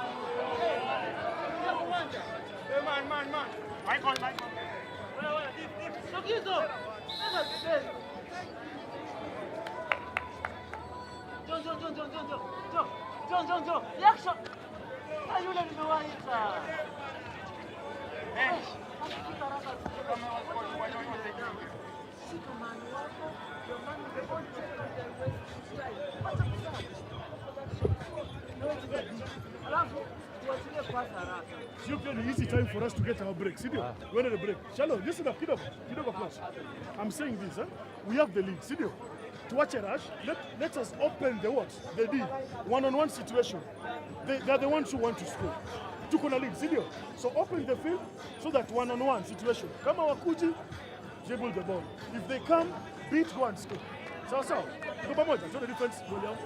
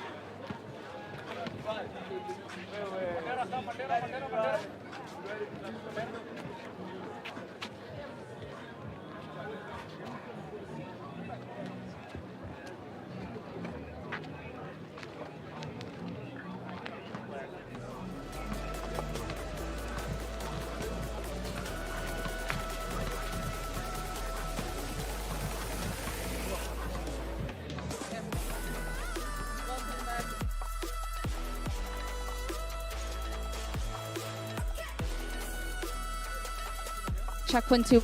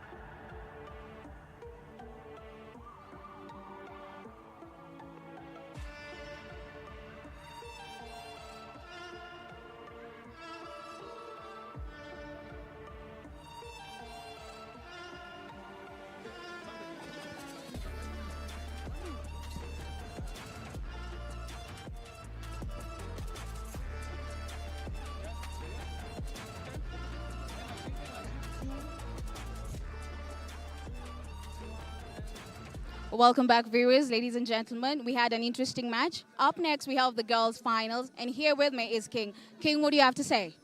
Two teams, spectacular. NYANZA girls took joy. None of them has taken a loss in this tournament. They're getting into the final for the bragging rights, for the gold and for the silver. Took joy have Ashley Opio, number 7. Tournament, almost the MVP for Took Joy, averaging 8 points per game. But NYANZA have a small part of a lady called Vilda Achieng, who has played her heart out, helping the team in defense, helping them in offense in transition. Now for the two coaches, the best thing that they can do is ensure that the transition on the floor is quick, fast, and in a hurry. But then be composed, let the players play with their IQ, with what they've trained. But all in all, on Homeboys TV, we are bringing you this game live. Remember, not only in Africa, in Kenya, but the whole world. May the best team win. And I know by the end of the day, the best players are going to enjoy the gold from the Eliud Owalo Basketball Championship. Thank you, King. And back from... Lord.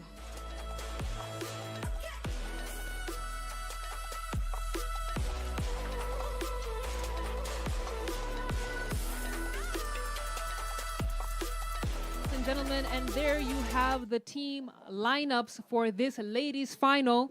Bridget and myself will be taking you through the action this afternoon, and we'll be joined by Emmanuel King a bit later. For the home team, that's Whitney Akinyi, Elizabeth, Michelle, Charms, Velma. And the away team is Sharon Auma, Dorothea Nyang, Letitia Terracent, Christine Awar, and Stacy Ann. This is the championship that is the talk of the town and the first of its kind in the school cycle, with a total of 390 boys and girls who have come out to play these last 2 days. And as King said, it all comes down to this. It's going to be Ngia versus Took Joey. Took Joey in the green jerseys are on your screen right now. And Bridget, you just gave me some very interesting facts about Took Joey in terms of their journey to this point. Yeah. Took Joey, they are a new team that has just started their league games. They are actually in Angoro sub-county. They are schooling in Angoro sub-county. And for this tournament, they were the underdogs in this championship, where most teams were better at basketball, and they were the least expected to be at the finals. Now, to see them being at these finals is really motivating, and I'm really rooting for them to actually give us a good match. Yes. Well, we've always said we always love an underdog, 0 to hero, and that's great to hear that Took Joey are the surprise team to come here into the finals. Now talking about a little bit about Ngia. Ngia are from the Siaya sub-county. They were the champs for that sub-county, and they were the 3-on-3 NYANZA national champions. Yeah, they were at the 3x3 in Kenya nationals. in Nairobi. But they weren't able to finish as the finalists, but they actually did a good job being there. In 22 years, 22 years, and you have a team that is going to the national champions for 3x3. I think the coaches are doing a really good job. They are indeed, and we're expecting to see a very exciting ladies final over here. Special mention to our sponsors and partners, Cope Bank, KPA, KQ, and Jumbojet, Maseno University. Some of the games were hosted at that university. Lake Basin, Skyward, Jumbo Mattresses, Rentco, Safaricom, KCB Foundation, the Kenya Academy of Sports, Coca-Cola Beverages Africa, and Homeboys Entertainment. We are the exclusive live stream entertainment providers for this event. Taking a look at some of the impact players in this matchup. Tuk Joey, keep an eye out for number 4, Sharon Auma, number 5, Dorothy Anyango, and number 11, Maureen Genshabe. For Ngia, you want to keep an eye out for number 7, Velda Cecilia, number 10, Tracy, and number 12, Cindy. The officials for this game are going to be Jane Olwoch, Evans Wanjara, and Sylvester Osonge. And kudos to them for coming out and officiating this game under this hot Kisumu City sun. This event is sponsored by the CS of ICT, Eliud Owalo, a former player and passionate about growing the game in the Nyanza region, is using this tournament to identify the top talent in the Nyanza region, which is an area that is homegrown, some of the best talent that Kenyan basketball has seen. We're talking about the national team level, from the likes of Ronnie Owino, Ken Kodula, George Smesh Omedo, and Wilkister Oduor for the ladies' side. And the idea is to identify the top boys and girls in this tournament, the top 12, and create a team for a league that will feed into the Kenya Premier League system. Bridget, tell me, what are you excited about in this particular game? In this particular game, I'm really excited to see how Cindy from Nia is going to play, because I have watched her play and I have seen her execute a very good mentality, and the way she's thinking, the way she's coordinating the players. She's actually their team captain, so I get to learn. So I'm really looking forward to see how she's going to play in the finals. I've not watched much of Tuk Joey, but I am really waiting to see how underdogs, what they had to give for them to be able to be at the finals. What did they do different? So, yeah, that is what I'm waiting for. Those are some good points that you've shared over there as the CS, Eliud Owalo, greets the girls ahead of the women's final. This one is for all the cookies. There can only be one champion, and that's going to be decided in the next 1 hour or so here, as various dignitaries continue to greet the players that will participate in this matchup. Top scouts from the Kenya Academy of Sports are present in this packed out event. You can see the fans there in the corners of your screen. Kisumu County loves their basketball, and the scouts will be identifying outstanding players and seeing how they can feed them into the top universities within the country. And a special story for Ngia School, and I understand their assistant coach is actually the leader of an academy. Is it, Bridget? Yeah. The assistant coach is the one who trains Adili Sports Academy, where he nurtures young talent and is able to bring young girls and teach them basketball so that they can be able to get that platform. So in Nia Girls, we actually the impact players, 2 of them, where we have Cecilia, they're all from that Adili training, and that is very commendable of him. And seeing those young girls actually play, Cindy being a very good operator in that court, giving that power play to the team, it's very motivating, and I'm really commending him for such a good job. It's wonderful to see the development of academies in Kenya and the level of talent that is coming out of those academies and feeding into the top high school programs, feeding into the university programs, and even as far as professional levels. We've seen Coach Harry Kaudia with the All One Academy he has been assigned to develop the strength and conditioning levels of even the national team. So it's great to see that talent on display. Thank you. As we get ready for the tip-off.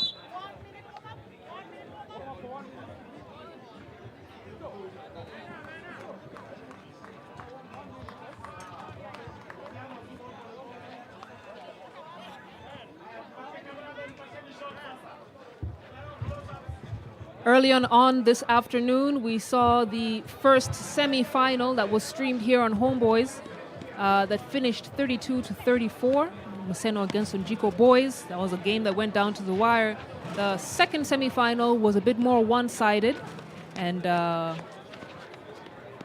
we saw Gorosare destroy Nyanchwa Boys from Kisii, but still kudos to both teams for getting it to that level. After this girls' final, we'll see the boys' final later. So stay tuned for this doubleheader of great Kisumu County basketball action.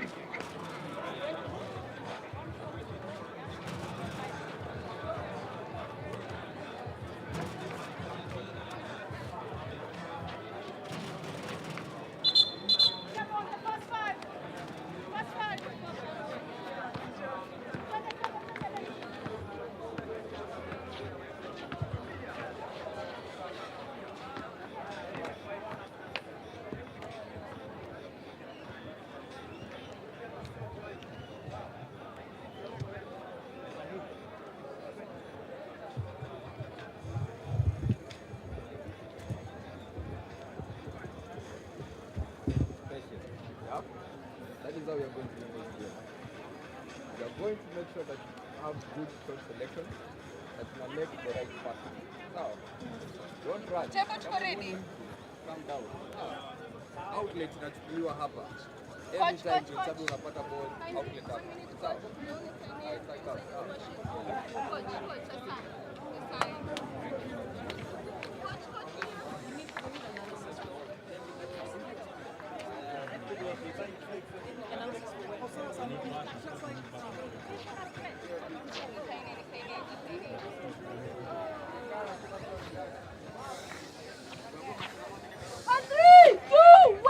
Champions forever!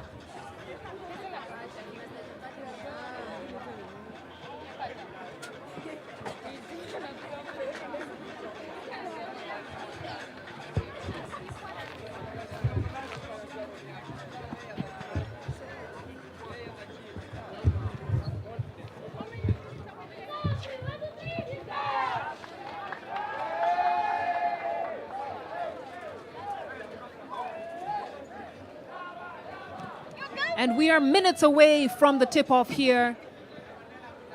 That's the team, the underdogs took Joey, the team from Rongo, the champions of Rongo, who have come here. They played Asumbi Girls in the semifinals. They were down 7 points with 45 seconds to go in that game. And then what happened, Bridget? Took Joey, where we see the Maureen, who is the impact player. She literally stole 2 balls, and she didn't go for layups. She used to stop at the 3-point line and take 3 points. And now, because Asumbi girls were losing balls easily, it made took Joey to be able to score easy points, and they emerged as the winners of that semifinals. Exciting stuff, and we're looking to have a similar story here in the Gia Girls vs. Took Joey Girls final. June Olwatch, a popular ref even in Nairobi, the top Premier League level, getting things fired up. And there you have it. That is the start of the girls' high school basketball finals of the Eliud Owalo basketball tournament. And here come Took Joey. First basket by Christine Awar. Excuse me, that's Ngia. Yeah, that's Nia girls. And I apologize, it's going to be a bit tricky because both jerseys are actually kind of green. Yeah. But that is number 7 of Ngia Girls, Velda Cecilia, going all the way. and she gets Ngia girls up on the board first. Joey will have to work really hard to stop those transitions from Gia girls, because if they continue letting them steal those loose balls easily, they'll end up being behind. It is very important to slow down that transition play. It's something that is very Kenya-esque. We love that run and gun type of basketball. And we have a first miss from Maureen Genchabe. Can't get the second attempt to fall either, but took Joey fighting for the possession, can't maintain it. Ngia girls on the other end. Possession stays with Ngia. Cheryl to inbound the ball. And are Ngia known as a defensive, zone defense kind of a team, or do they like to go man-to-man?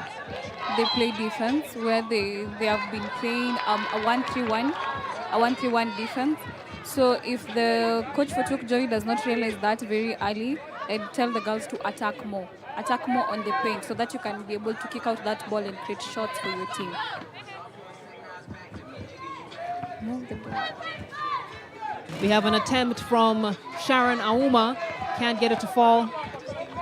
Big rebound from Velda Cecilia, and you can see that she has been very active for her team. We can expect a lot from her for this game.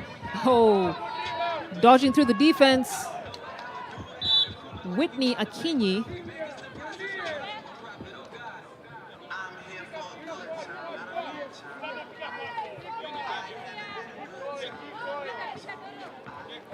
Tuk Joey now bringing the ball up. They spread the floor out well. You can see they have good patience on offense. Anyango, feed into the post, back out. Anyango almost loses it. She's going to take a look at her options, tries to give a long pass into the corner, and it was a risk that did not favor her. So the ball is now going to go to Ngia girls as they call a timeout on the floor with just 2 minutes up on the 2 points, up on the board. What do you think Tuk Joey girls need to do differently? Tuk Joey, as you can see, they're only playing on one side of the court. So I would advise them to pass the ball and be able to open the floor more.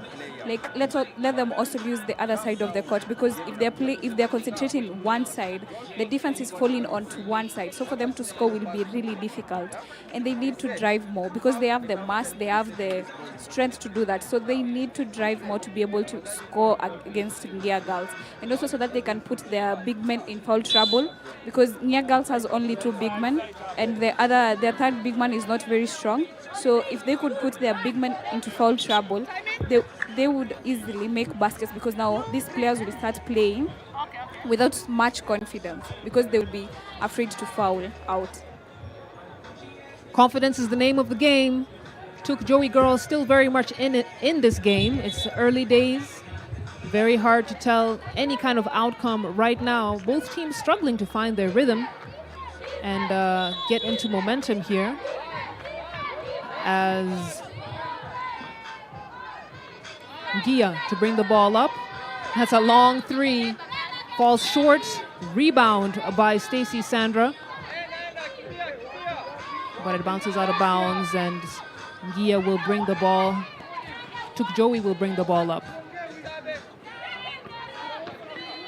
Ngia seemed to have gone for a full court press. Yeah, that has been their play since the tournament started.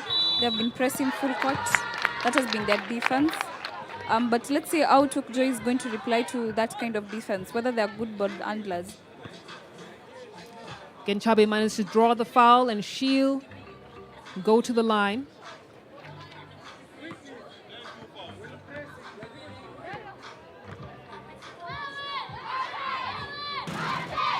And Maureen Genchabe looks like the tallest girl on the floor. And what is the competitive level of basketball in general like for Siaya County? I know for the men's side it's quite competitive. A little bit less now, more so than back in the days when Maseno University was a powerhouse. But how would you rate the level of basketball in the county? In the county, I still think the girls team are still struggling to grow. They still have a long way to go. But as we have seen that there is a DILI that is training girls to come up. So maybe it's a good platform to nurture young girls, and maybe basketball in Siaya County and NYANZA region in whole will be brought somewhere, because we see teams have been formed. They have their own league that is called, I don't know, Lucos or Lucros, one of the two. So maybe in the next 5 years, it will be somewhere to be commendable and to be talked about. The girls are changing gears here. That's another basket, back-to-back baskets for Josephine Akinyi. We'll have a whistle on the floor. It's a push. And the possession will go to Tuk Joey. Timeout has been called by Tuk Joey. They need to figure things out. They've still gone scoreless in this first quarter. Looking into this game, I think this coach needs to figure out how he's going to break that press defense. Because as you can see, many teams have not been able to break that defense from Gia girls. So was he prepared to break that defense? Was he prepared, had he prepared his girls to be able to know what to do so as to break that defense? It's also a treat to see a fully female officiating squad. I'm sure you know their names, Bridget. So on the floor we have June, we have Angie as the officiators of basketball, and it's very nice to see women officiating games. It's been a while before we saw that, so seeing this is a joy to many of us, and it's actually seen that women in basketball is something that is being taken seriously, and we are all growing in different ways.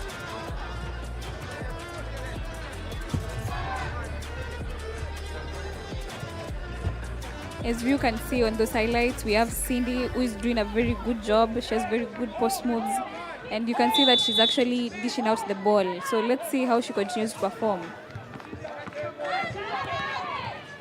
Tuk Joey now being a little bit more aggressive. That's a good finish from number 11, Maureen Gechabe. And I think we'll be saying that name a lot this afternoon. Her technical knowledge seems to be a bit above the rest, and she has the height to complement that. As we see Ngia attempt. Oh, look at the beautiful field goal from Whitney Akinyi. Ngia girls now at 8 points to Tuk Joey's 2 points. I also like how she was able to realize she's not in her own perimeter, took that dribble and was able to shoot. That's very good knowledge and knowing your own strengths. That's right. Oh, and they're going to call a travel on Cindy.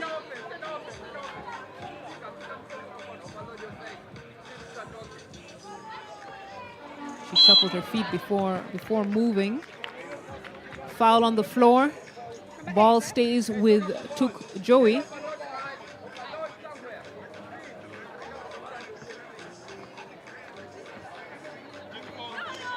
As you can see, the crowds continue to pour in. Gia almost getting the steal. And it seems to me that Gia really is, if I were to describe them, I'd say they're a very defensive team. And they have the desire to win, and they do not take lightly. They don't even care that you don't know basketball. They really want to win. Gia with the rebound. Long pass to almost find Velda Cecilia on the drive. She was fouled on the floor, and the possession does stay with Ngia. And you get the sense that the Ngia players have a little bit more chemistry. They know where to find their teammates. Yes, because most of them are actually in Form 4. That means if they've played with each other for more than 4 years. Oh, wow. Splash. Look at that. Number 8, Cheryl. Take a look at that replay. Confidently lets it go, knocks it down. And that will now put Ngia girls at 11 points to Tuk Joey girls 2.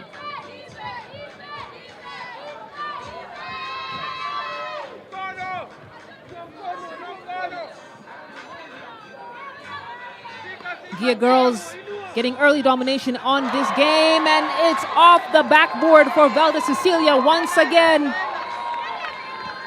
And she is leading the Ngia girls in scoring at this juncture. It's a beautiful stroke on that shot. And as the first quarter begins to wind down, Ngia girls are extending the gap and showing Tuk Joey exactly why they are here in this finals.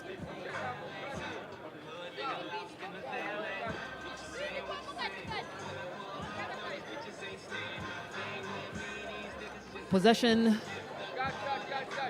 Oh, I see that Ngia are now in the bonus.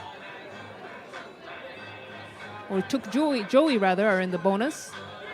So number 5, Dorothy Anyango, will head to the line to shoot 2. And Ngia girls have to be careful. Yes, it's good to be a defensive team, but you can't get the other side into the bonus too early. Tuk Joey, it's time that they took this opportunity and actually drive more, because it looks as if once someone drives or once someone has passed to the defender, the other team, the Ngia girls, are just settling for to foul. So this is the time for them to take that opportunity and actually use it very well.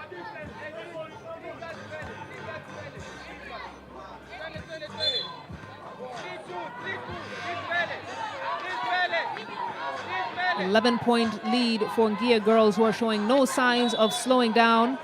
Feed into the post, but they're going to call the push on, I believe, Josephine Akinyi. And for me, I always love to see post players battle it out on the block, being a post player myself. And that's a deep 3 attempt, way off the mark. You got to admire the confidence of the Ngia girls to attempt these 3-point shots.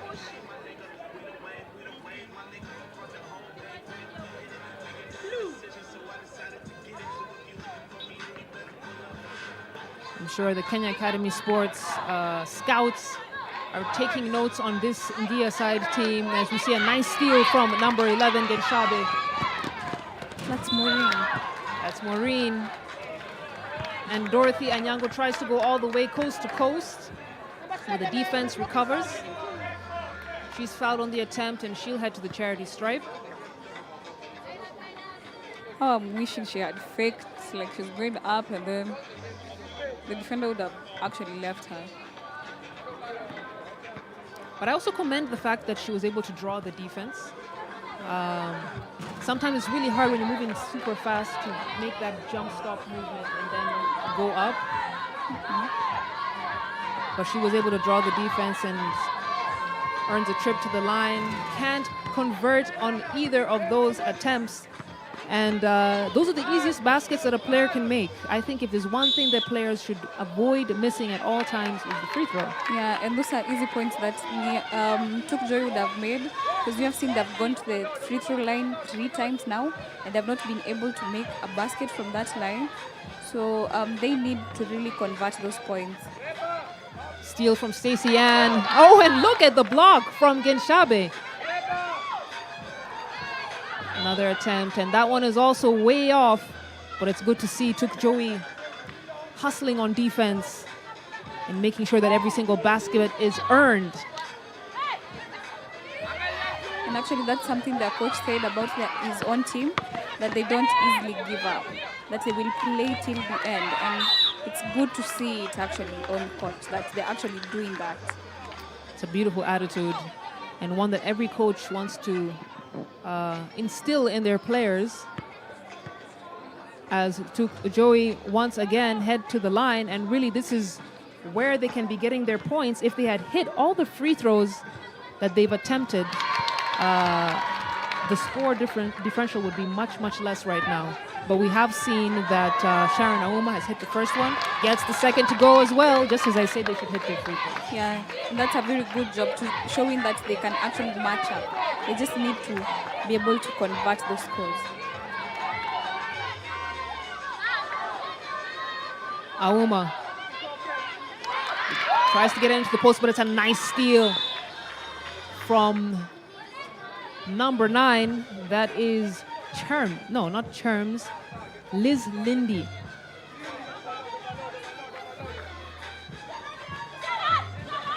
Took Joey, almost lost the ball. And look at the play from Liz Lindy and the putback from Genshabe, who is leading her team in points.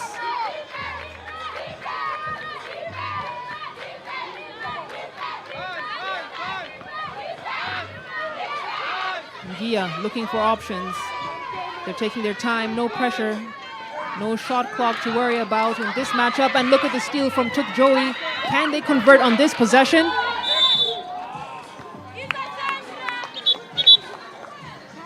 They cannot, and the ball will go to the other end of the floor as number 14, Velma, checks in for Ngia girls.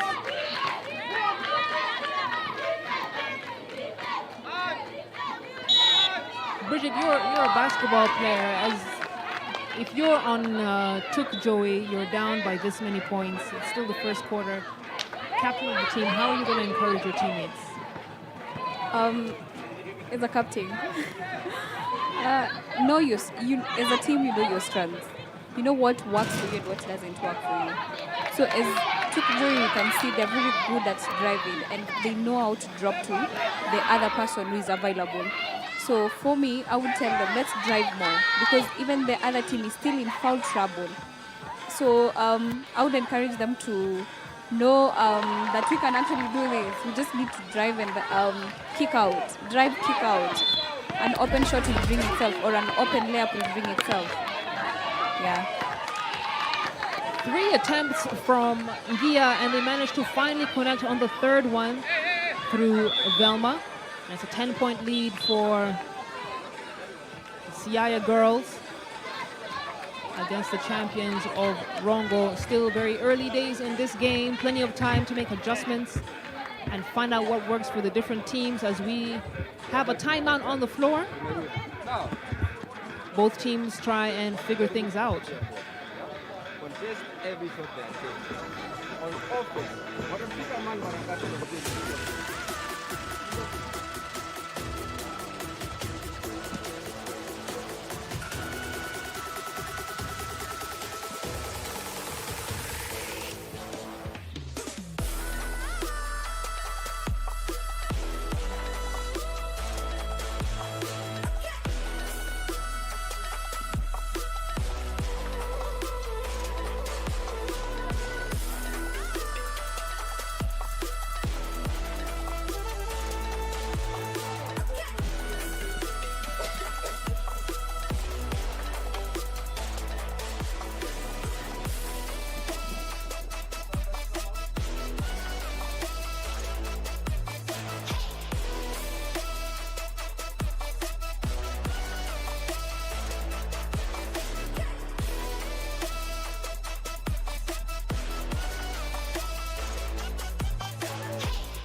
If you're just joining us, we're at the Kenyatta Sports Ground.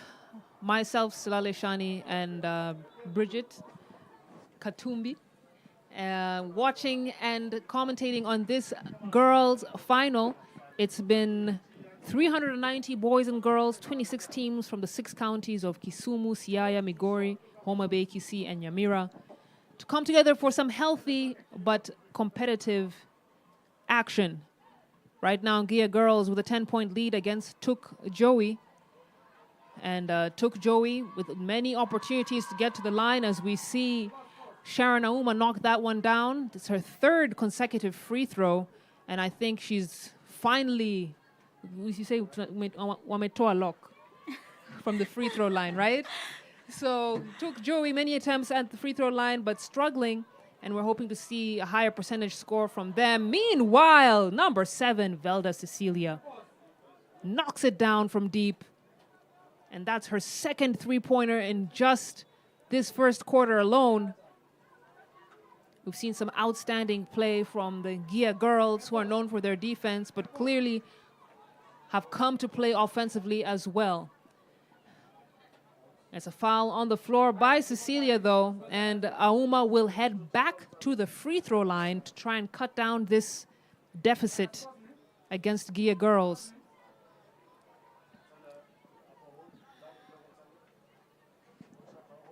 "13 seconds to go here in this first quarter." Misses both free throw attempts on that. Corner 3. Misses the mark. Took Joey with the defensive rebound, but oh no, she steps on the line and the possession will stay with Gia girls. Court awareness is always crucial. Every turnover makes the difference. And number 7, Velda Cecilia, way too strong on that one. But the time has wrapped up here in the first quarter. Gia girls 19 points, took Joey girls 7 points. And is this game out of reach for the team from Rongo? I really don't think it's out of reach. They just need to continue. Because if they were down in their semifinals, 7 points, and it was 45 seconds to go, that means they still can reach. They just need to keep on pushing and to make sure that that margin does not go very high, because if it goes above 20 points, for them to come back would be really hard. But I'm really looking forward to see what is their coach telling them? How are they going to come back? How are they thinking? Is their desire still enough? Is their aggression still enough? The little that they know, can they, because they have the basics. And basketball, we know with the basics, you can do much. So are they going to apply those basics? Are they going to be able to do anything different? Are they going to adjust on their defense? Are they going to identify the players in near girls who are better than them, who are crashing them down there? Are they going to identify those key players? Are they going to be able to adjust their defense on those players? So I'm really looking forward to see what Joey is going to, how they're going to adjust to this difference of almost 12 points. So let's wait for the second quarter and see how they're going to play. On 3, 2, 1, action! This is the second quarter, not half time.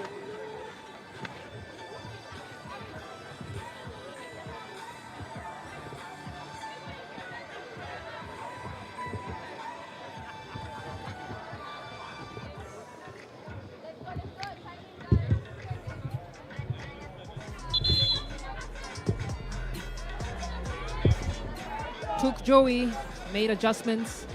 Gia girls, a little bit of a more subdued huddle, but they can afford to have it because they have a 12-point lead here. Staying cool under the pressure of this women's finals game. And I'm definitely sure that some of the top players in this tournament are going to be selected from this team from Siaya. See some of the female referees in action here in Kisumu City. Gia with the possession, tries to find big post player.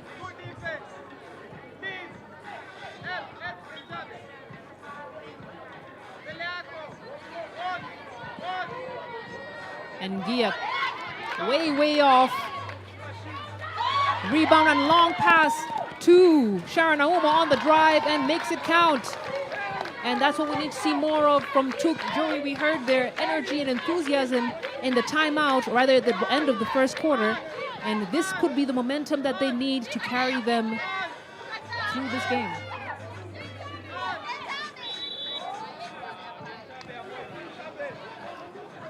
Foul on the floor against number 12, Cindy. She has an opportunity to extend this lead.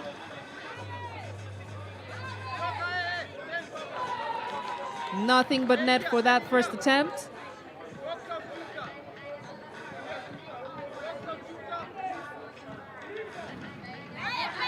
Second attempt falls short. And they're gonna call a walk on Tuk Joey. Their number 9, Liz Lindy.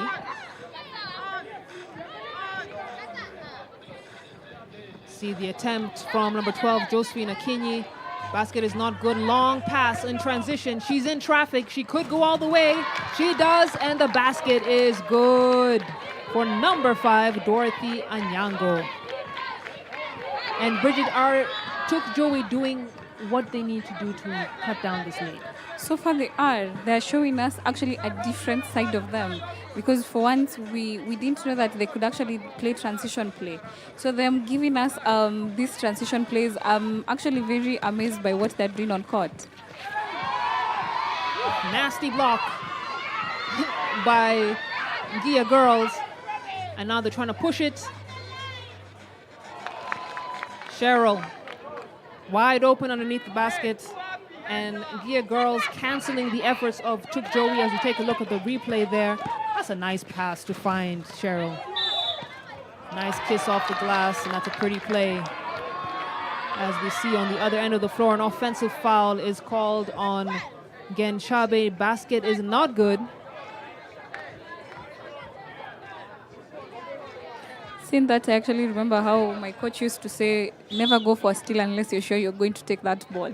So that was a very bad judgment from Joey.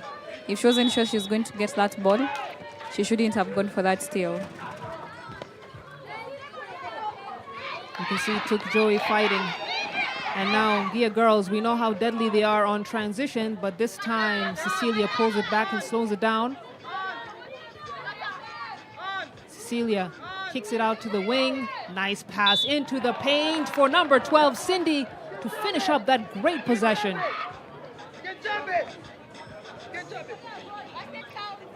And she has an opportunity to make this a 3-point play as Gia girls now at 24 to Tuk Joey's 11 points.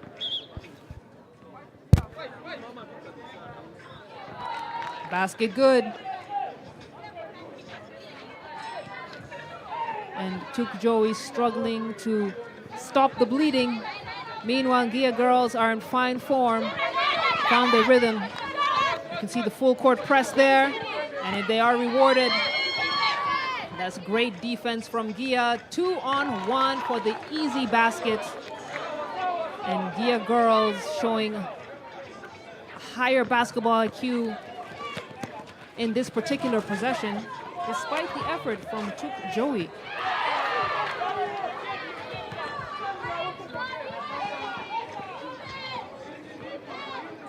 Second quarter starting to wind up here.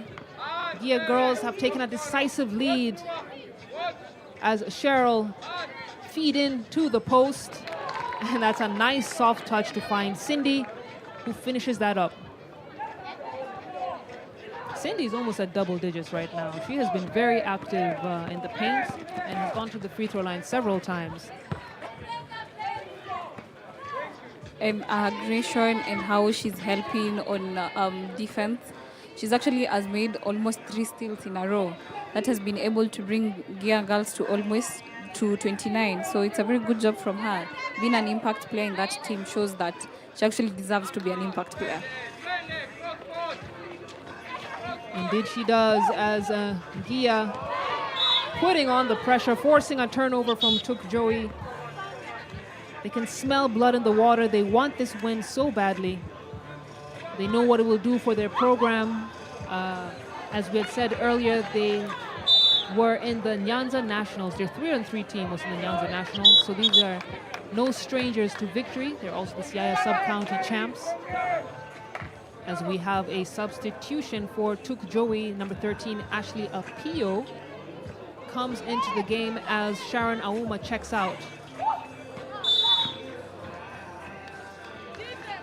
That's going to be a walk.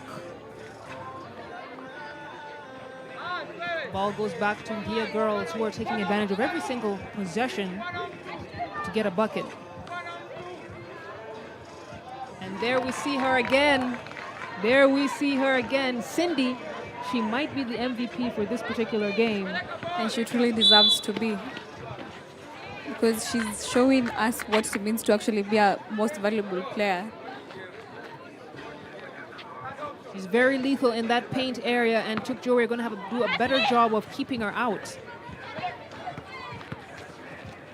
Tuk Joey tries to go all the way. That's number 9, Charms. And here we have again a one-on-one situation. A nice Euro step, and that's the finish for Cheryl.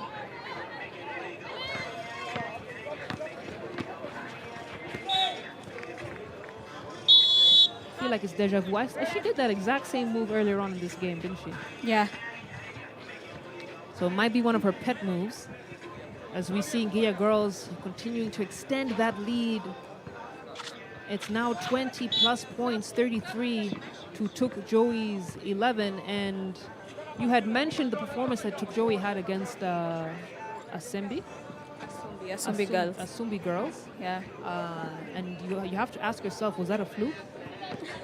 Or are Tuk Joey waiting until the final half of this game to show us what they're really made of? Or maybe Asumbi saw they already had the game in their hands since it was 45 seconds remaining. So for them, they were like, we have already won. And then Tuk Joey girls, since as we were told they don't give up and they continue to fight till the last minute, they continue to give it their all. Regardless, it's an accomplishment in and of itself that both of these teams, despite the scoreline, have made it this far. It's a testament to the Tuk Joey program and the Gia girls program as well. Both teams will not walk away empty-handed. As we see, again, Shabe in the low post there, can't get that one to connect. Big rebound from Cindy. And now we see the nice spin move from Cheryl. Finds Cecilia at the wing. Cecilia way off once again. Doesn't sway her from attempting though. You see a long transition pass. Genshabe almost gets the and one. But they're gonna call the walk. No, they're gonna call a foul. And she has an opportunity to get her team 2 points. How I wish they would remember what they were doing when the quarter started, to play more of that transition, because that was what was giving them more scores on their side.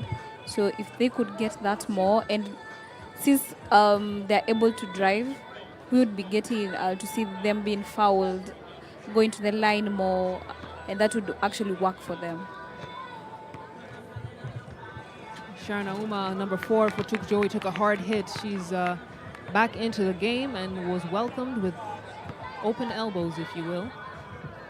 But she seems to be doing okay. Ken Chabe way off on that free throw attempt. And that's certainly an element of her game that she'll have to work on. I believe post players have to be very efficient from the free throw line. Because they are likely to be fouled more than the guards, because you're under the paint.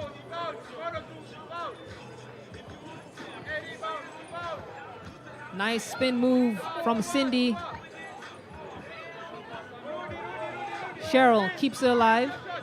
Kicks it out. Nice head fake.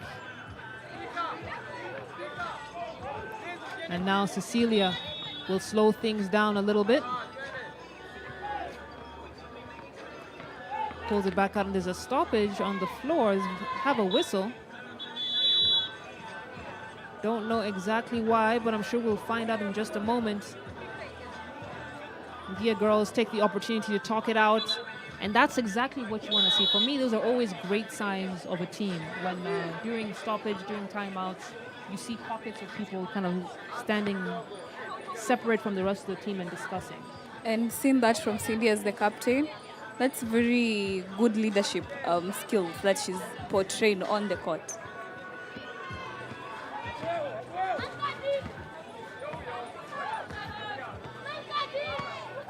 Auma in traffic, goes all the way, can't get it to fall. It's a rebound from Genshabe, but they're going to call a travel on her, and she's going to have to work on her footwork. A great job on the rebound. A good move, but she shuffled. Took one step too many. And Gia girls looking to punish on the other end. Not able to convert. It's a long pass to find Took Joey in transition.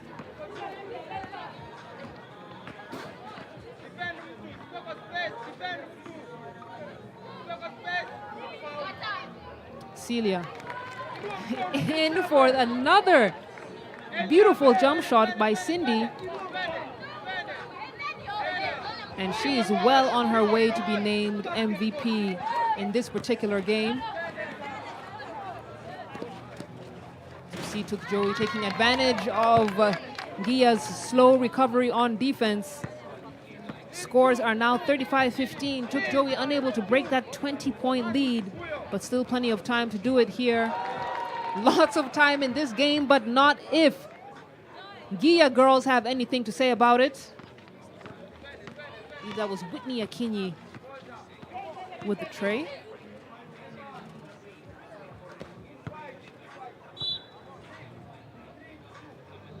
Auma can't get that one to fall. And I'm a firm believer that every possession, you should use the clock as much as possible, unless it's a fast break situation. I do feel that Took Joey are rushing their possessions and taking attempts a bit too early for my liking. And also, when they're under pressure, they're not very able to contain that ball. They should be able to just pivot, just those basics that they have, actually use them to operate in there. And they need to be able to solve this big men from Gia girls so that they're able to play defensively. If you're just joining us, you are watching the Eliud Owalo Foundation basketball tournament taking place in Kisumu. As we see Took Joey getting themselves up on the board. That was number 15, Juliet Akoth. It's been an exciting 2 days of basketball action here in the Kisumu County region, bringing out teams from 6 counties of Kisumu. And it has all come down to this. It is the girls' final. This is the high school level. A tournament that has been created and hosted and funded by the CS of ICT, Mheshimiwa Eliud Owalo. A big thank you to the sponsors of this tournament. Of course, you are watching this on Homeboys, which is Kenya's home of basketball for this weekend. Always bringing you the best basketball action. And special recognition to other sponsors as we see Celia uncharacteristically miss that attempt. And that will take us to the end of the first half. Gia girls 37, Took Joey girls 17 points. Gia girls took the lead early and never looked back. Took Joey, who had a fantastic semifinal run, were able to come back in 45 seconds from a 7-point deficit, have been unable to connect positively so far in this game. It's between a 20-point lead for the better part of it, but adjustments will be made, and I'm sure they'll be coming back harder and stronger in the second half.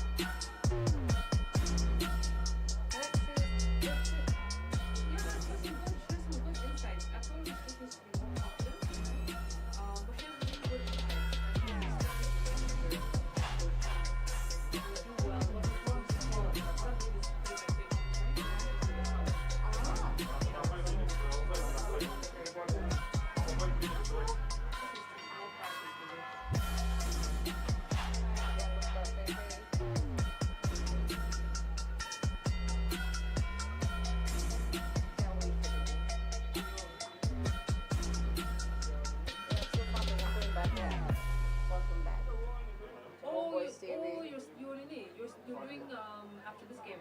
Yes, again, welcome back to Homeboys.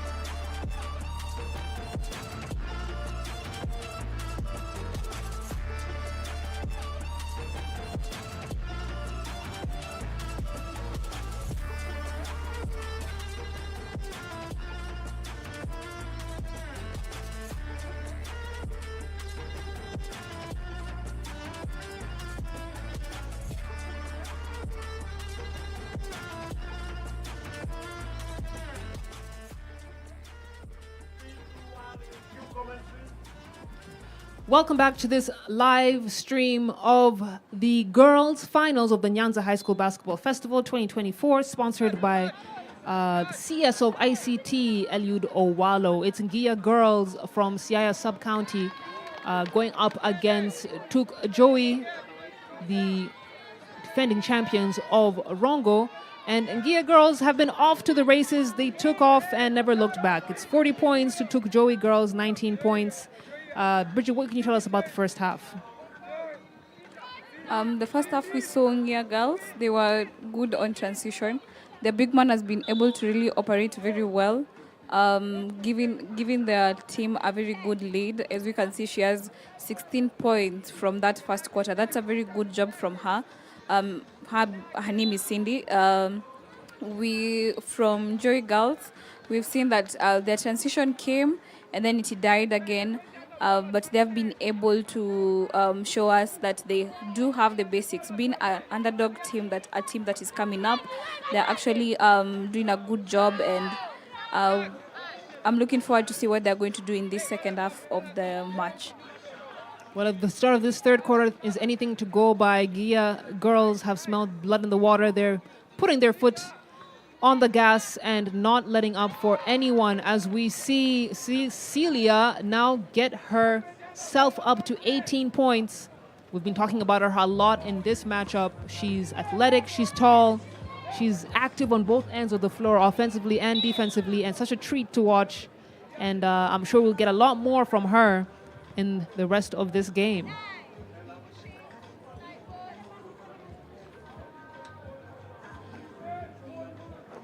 Tuk Joey have struggles to find their rhythm.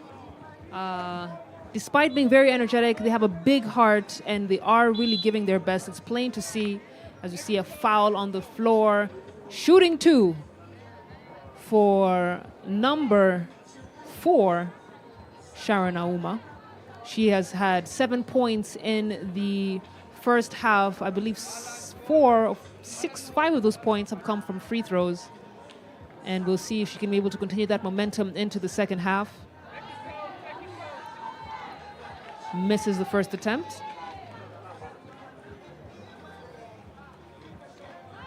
Misses the second as well. And we've been talking about it all day today, with how important it is to make your free throws, whether you're a post player, whether you're a guard. It really does make a difference in the long run as we see a long 3 attempt from Cheryl. Guess who's right under the rim to scoop up the rebound and put it back? It's Cecilia. Took Joey taking advantage of the lapse on defense. And that's number 9, Liz Lindy, with a nice left-handed finish. And as you can see, that's what we need to see more from Took Joey. We need to see their aggression being put actually to work.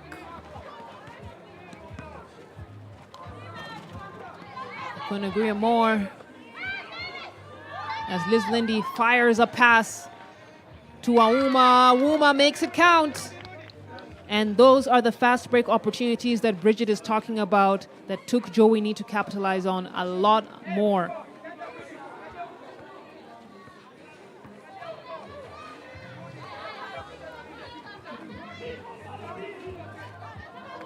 Cheryl, top of the key, they're looking for options. Not attacking just yet.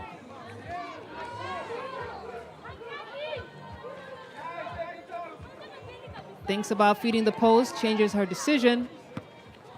And Gia girls slowing this game way, way down.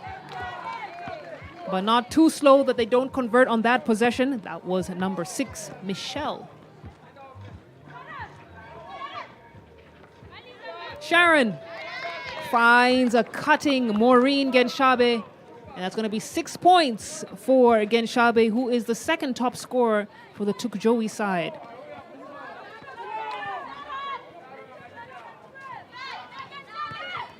You've got to love the fight. It's another turnover from Gia girls. And Auma can't connect on that one, but you love to see the effort from Took Joey on transition. Yeah, and they're very aware of where the other teammate is. They know where the other person is running in what side, and they're able to give a very good pass to that person. That's very commendable of them. And also the steal that you saw from Took Joey, she has been able to read that. The big man is being fed a lot, so now they need actually to play that big man. She needs to feel their presence in that court. That was a foul called on the floor on Cindy. She's not going to be in foul trouble, though.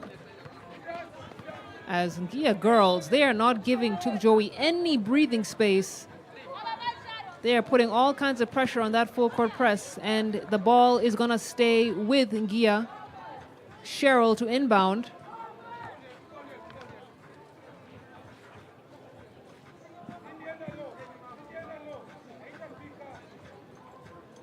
We're going to have a discussion by the referees.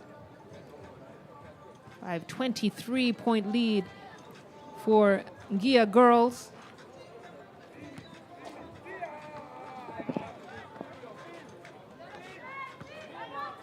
Cherms, top of the key, takes a good look at the rim. Can't get that one to connect. Ball is rebounded, and it's a long pass to try and find Dorothea Nyango. She manages to save it. And here we have in traffic, trying to get all the way there, Stacey Ann. She'll head to the line to shoot 2. Excuse me, that's Liz Lindy. And we keep on saying it, that's the kind of aggression that Took Joey need to put on display here. It's the second half, nothing to lose, everything to gain. And that's their strong point. Actually, like driving more, because they'll put Gia on foul trouble, because Gia are not ready to move their feet. So that's what they should do more for this half. Because at the end of the day, they need to cut that point lead. They need to chase down so that they're able to have a better hand at winning. One more attempt for Liz Lindy. And she has got to knock this one down. Took Joey have missed over 10 attempts from the free throw line, and this time she does make it count. Getting Took Joey up to 26 points.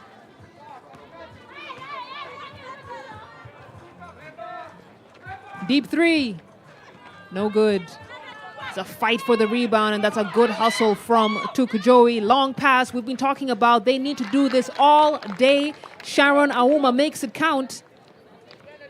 And that's what it has to be. Rebound, quick outlet pass, long pass for the person running on transition, and Tuk Joey are going to be in business.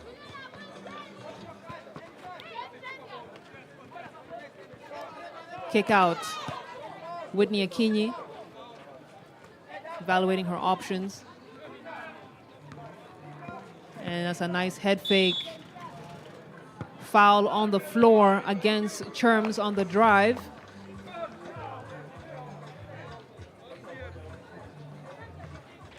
It was an offensive foul, actually. And the possession is going to stay with Tuk Joey. Tuk Joey are really struggling to crack this 20-point deficit. They're doing a very good job so far. We've seen that this quarter they actually even scored more than what they were able to score previously. So if they continue this way, we'll be able to see a good match in the fourth quarter. It's not over until the final whistle. Some like to say it's not over until the fat lady sings. But in this context, we shall say final whistle. But Gia girls, they took the lead early in the first quarter, and Tuk Joey have not been able to catch up. And that's always the disadvantage of allowing a team to have such a big points differential early in the game. Chasing from behind is never easy, especially under this hot Kisumu sun. Cecilia kicks it out. Basket is not good, but we've got a rebound from Tracy, and she has been one of the players for us to look out for. She's been very quiet so far in this game. Finally gets up on the scoreboard. Lindy with the attempt. Can't get it to fall. And it's Michelle with the rebound, and here comes Cecilia once again.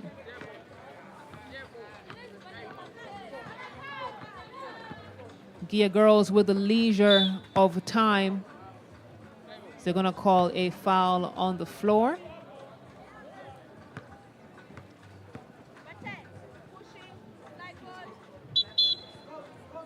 It's going to be a pushing foul.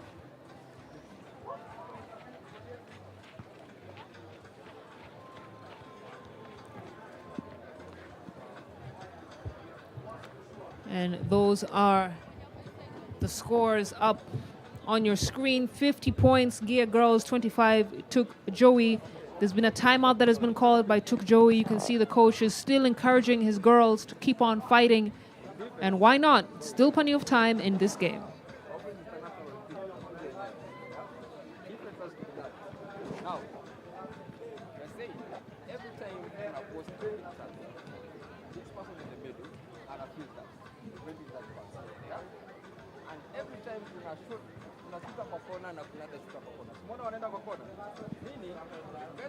I'm really hoping Tuk Joey would adjust their offense, because the defense that has been presented is a 1-3-1. So they really need to adjust their offense, because if they continue not being able to break that defense, they might only depend on the scores that they get on transition, and that cannot be enough for their team. But Gia Girls is doing a very good job so far. They have different options that they are giving us.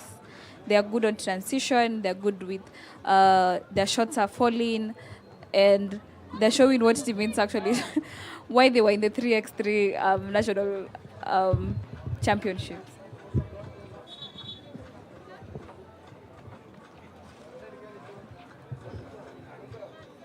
Yes, indeed.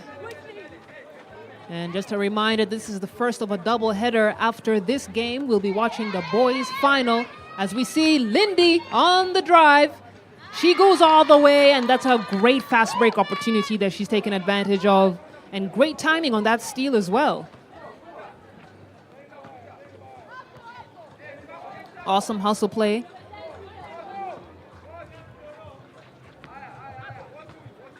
As we see Tuk Joey now adjust to a 1-3-1 looks like a 1-3-1 defense. Zone defense. Gia girls, best way to break a defense is to hit those outside shots. They can't connect in that one. And that's the putback attempt from number 6, Michelle. And you can see Took Joey. I feel like they're starting to get tired now. It's been a long day. It's been a long day for them. To play 2 games in the same day is tough. But I also think it's like they're waiting for the call. They're waiting either for a foul to be called or something to be called, giving the other team an advantage, especially on those rebounds. Akinyi gets it out to Cecilia, and she'll slow the game down. I'm wondering, is Ngia girls running the clock? They probably are. And why not, you know? They have the distinct advantage. Time is definitely on their side. So holding foul on Liz Lindy, who has really come alive in this third quarter. Took Joey, it appears, are in the bonus. And so Lindy trying to cut down this deficit. They've been dancing around the 20 points differential.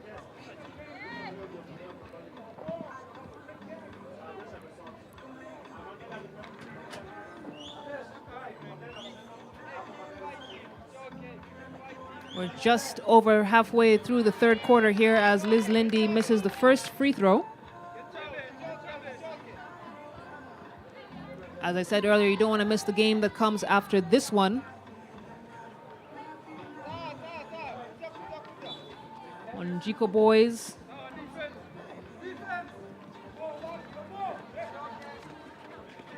Be playing against Agoro Sare. Agoro Sare, who blew out their opponents out of the water. When Jiko boys had a bit of a narrow finish. It's going to be exciting to see that matchup as number 10, Tracy, makes it count in the paint. Taking a look at the replay there. And I have to say that Gia girls post players have done a really good job at that mid-paint area. Just catching and shooting or catching with the head fake and going straight to the hoop. You can tell that their training has been very solid when it comes to that particular area. And the Joey girls have not been able to present any defense. They have not been able to realize that the big men who are finishing them, they think it's the threes, but it's not the threes. Because it's that big one there at that center who is finishing them. So they need to adjust that defense. I completely agree with you. And take advantage of the fact that Cindy, the number 12 Fongia, is in foul trouble.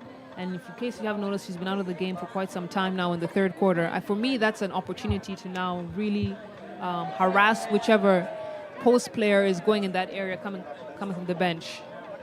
Coming up next, there you have it on the screens. It's going to be Onjiko versus Agoro Sare. It's going to be a very interesting matchup.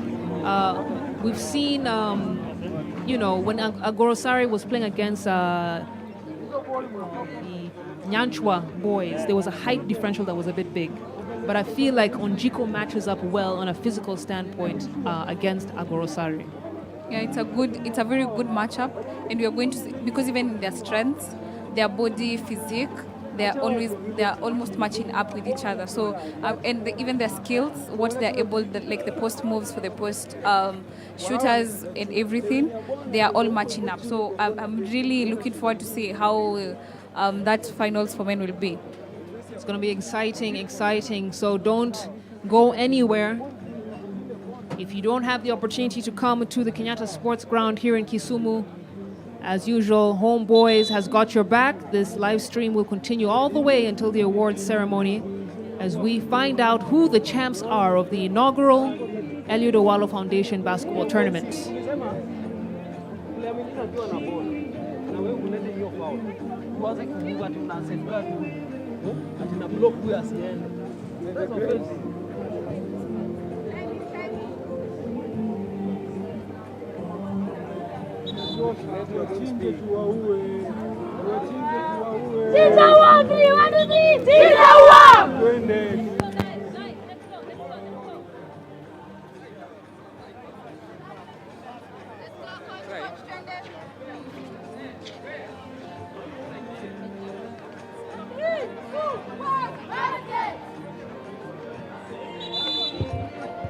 top of the fourth quarter here of the girls' final.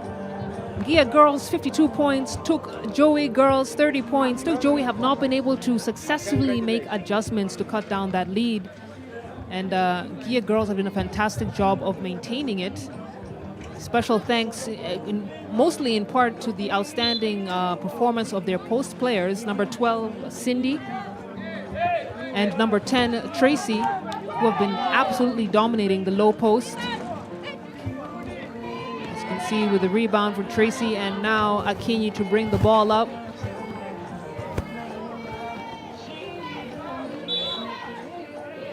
Cecilia, they're gonna call a walk on her. One too many steps. And possession back to Joey.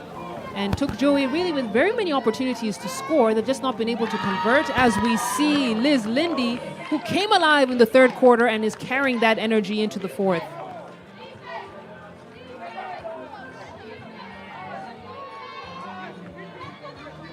Cecilia out to the corner. They're gonna call a walk. And it seems that the coaching staff are going to put a clinic on how to catch the ball and make sure that you don't move your pivot foot. But most of them are working on that jab. Because after that jab, I guess they really don't know what direction they're supposed to go. So they need to correct that, or they'll continue giving easy balls to Joy girls. No coach likes those unforced turnovers, as number 10, Stacy Sandra, goes to the line to shoot two, knocks down the first one. Cool, calm, and collected on the charity stripe. Can't get the second to fall, and it's Gia girls now with the possession.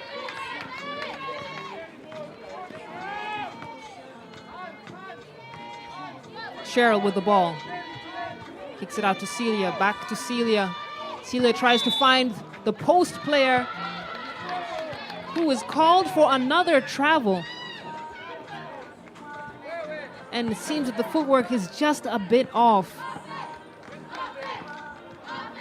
as the Guian girls star player Cindy, with 20 points, continues to stay at the bench.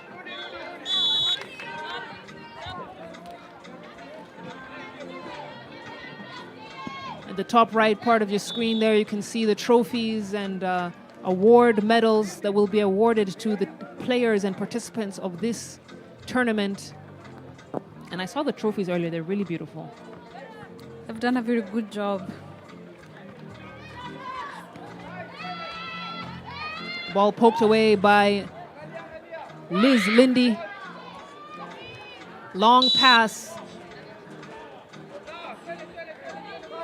And there's another travel called. As I said earlier, they have really good passing angles. Like, their passes are very effective to each other, and they should do that more and shoot more. Now it's time for them to shoot, because it's the fourth quarter. They need to cut down that lead, and they might not be able to cut down that lead if they continue losing the balls and having very bad decisions as they play. Auma with attempt. Liz Lindy with the cleanup. Can't get the first attempt to fall, but she'll head to the line. And she has been getting to the free throw line quite a bit here in this second half. Unfortunately, not been able to convert as much as one would like, but it's good to see her active, fighting for the boards and looking for opportunities to score for her team.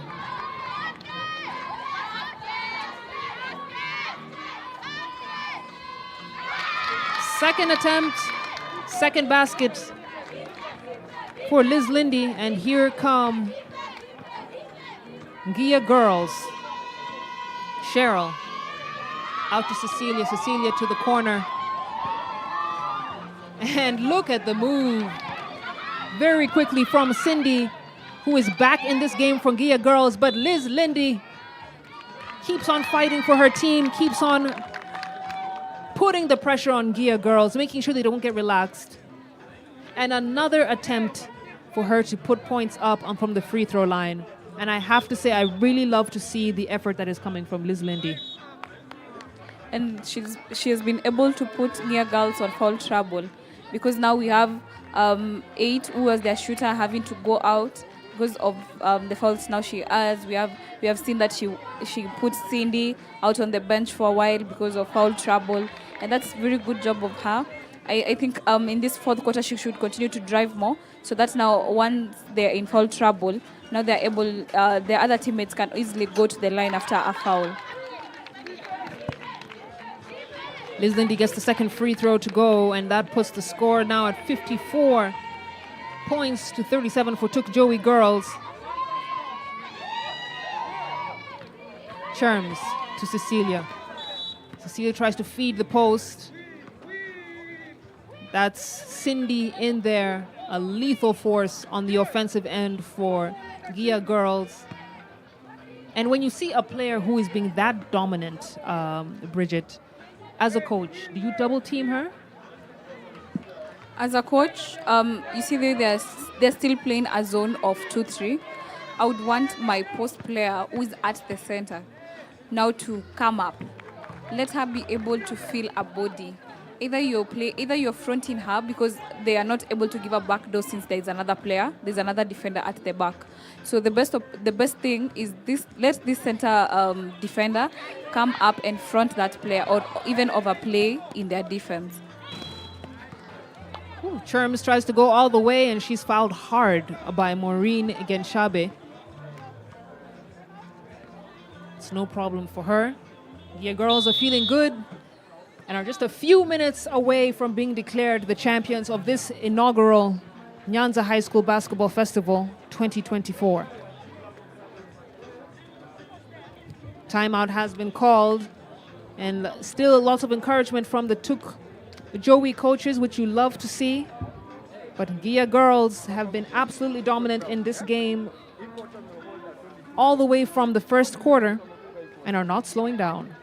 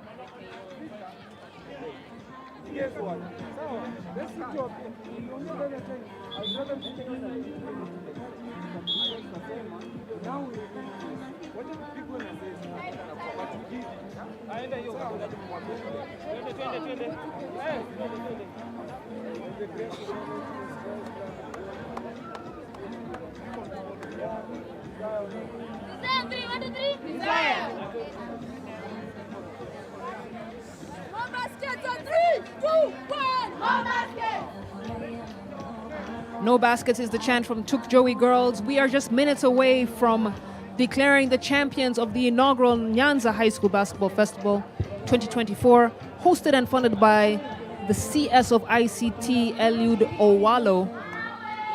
It's the women's finals now, absolutely dominated by Gia girls. In just a few minutes, we'll watch the men's finals where Njiko boys, the powerhouse team, and the heavy hitters will take on Agoro Sare.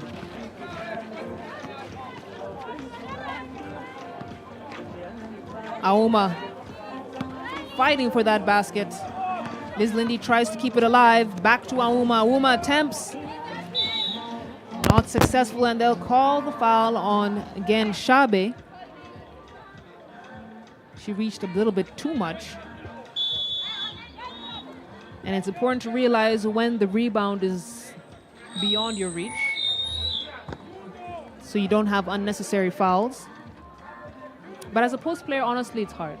I mean, you're trying to box out your opponent. You're trying to keep your head in the game. And now you have to think about the person in front of you and not fouling. It's a lot to process. But she should have let go the minute she realized it was out of her reach. That is correct, as we see. Nice fake from Cindy. And Cindy is continuing to add to her points. That's 22 for her. And take a look at that replay. Nice fake.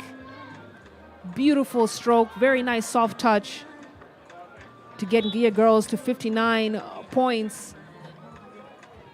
You know, scoring anything more than 60 points at an outdoor game under this 3 o'clock sun is a feat in and of itself. So really, Gia girls, outstanding job from them so far. And the desire that they were speaking about, we can actually see it. Their teamwork, their coordination, how they're playing with each other.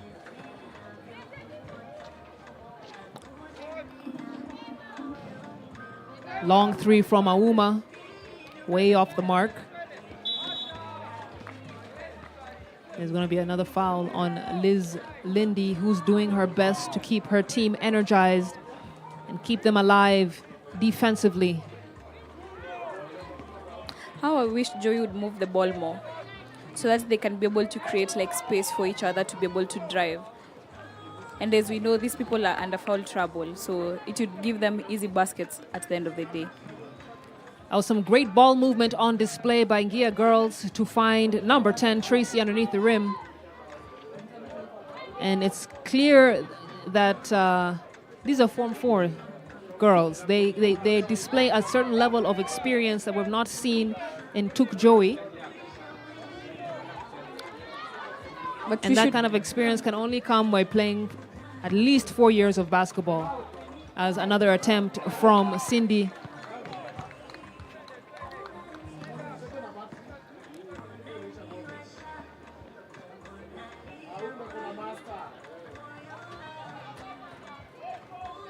Auma, top of the key, almost gets bottled up.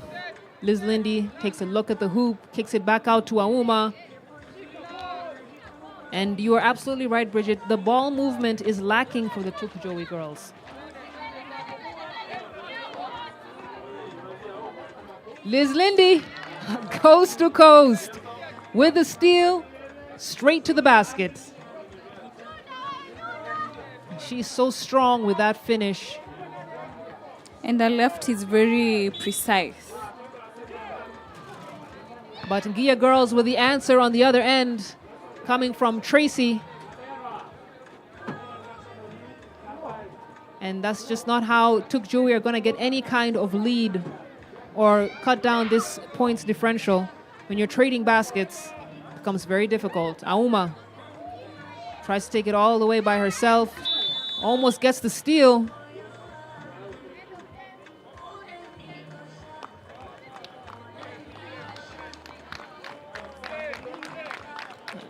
And the scores 65-38. Check.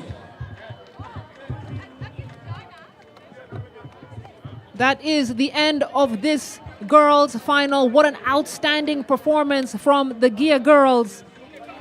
On your screens right there. Equally outstanding was the performance coming from number 12, Cindy. But it is now time to move on to the next matchup for this afternoon. We promise you some great basketball action, and we promise you it's not going to be disappointing at all. On Jiko boys going up against Agoro Sare. It's a battle of the titans here in Kisumu, Kenyatta Sports Ground, and we will be able to see that action in just a moment. But here are the replays from the girls' finals.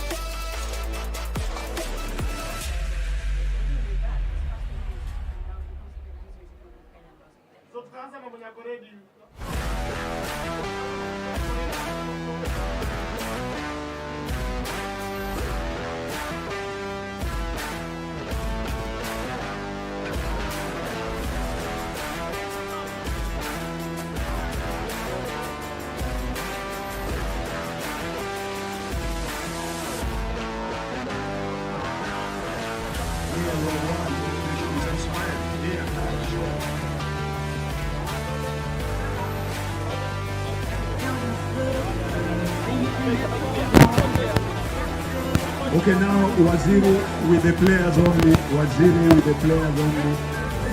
The school principal can stay. Waziri.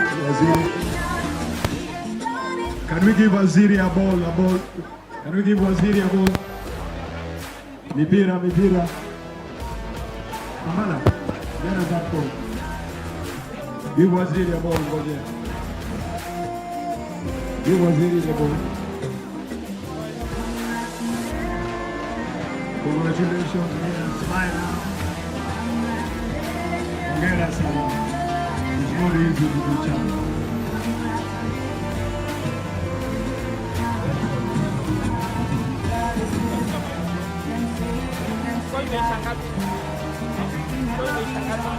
Look, Joey, come.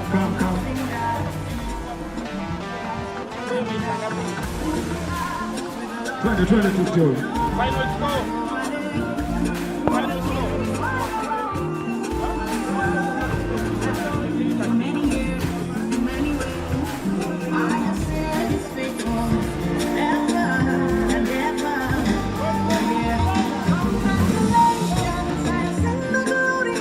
Good job, Joey. Good job.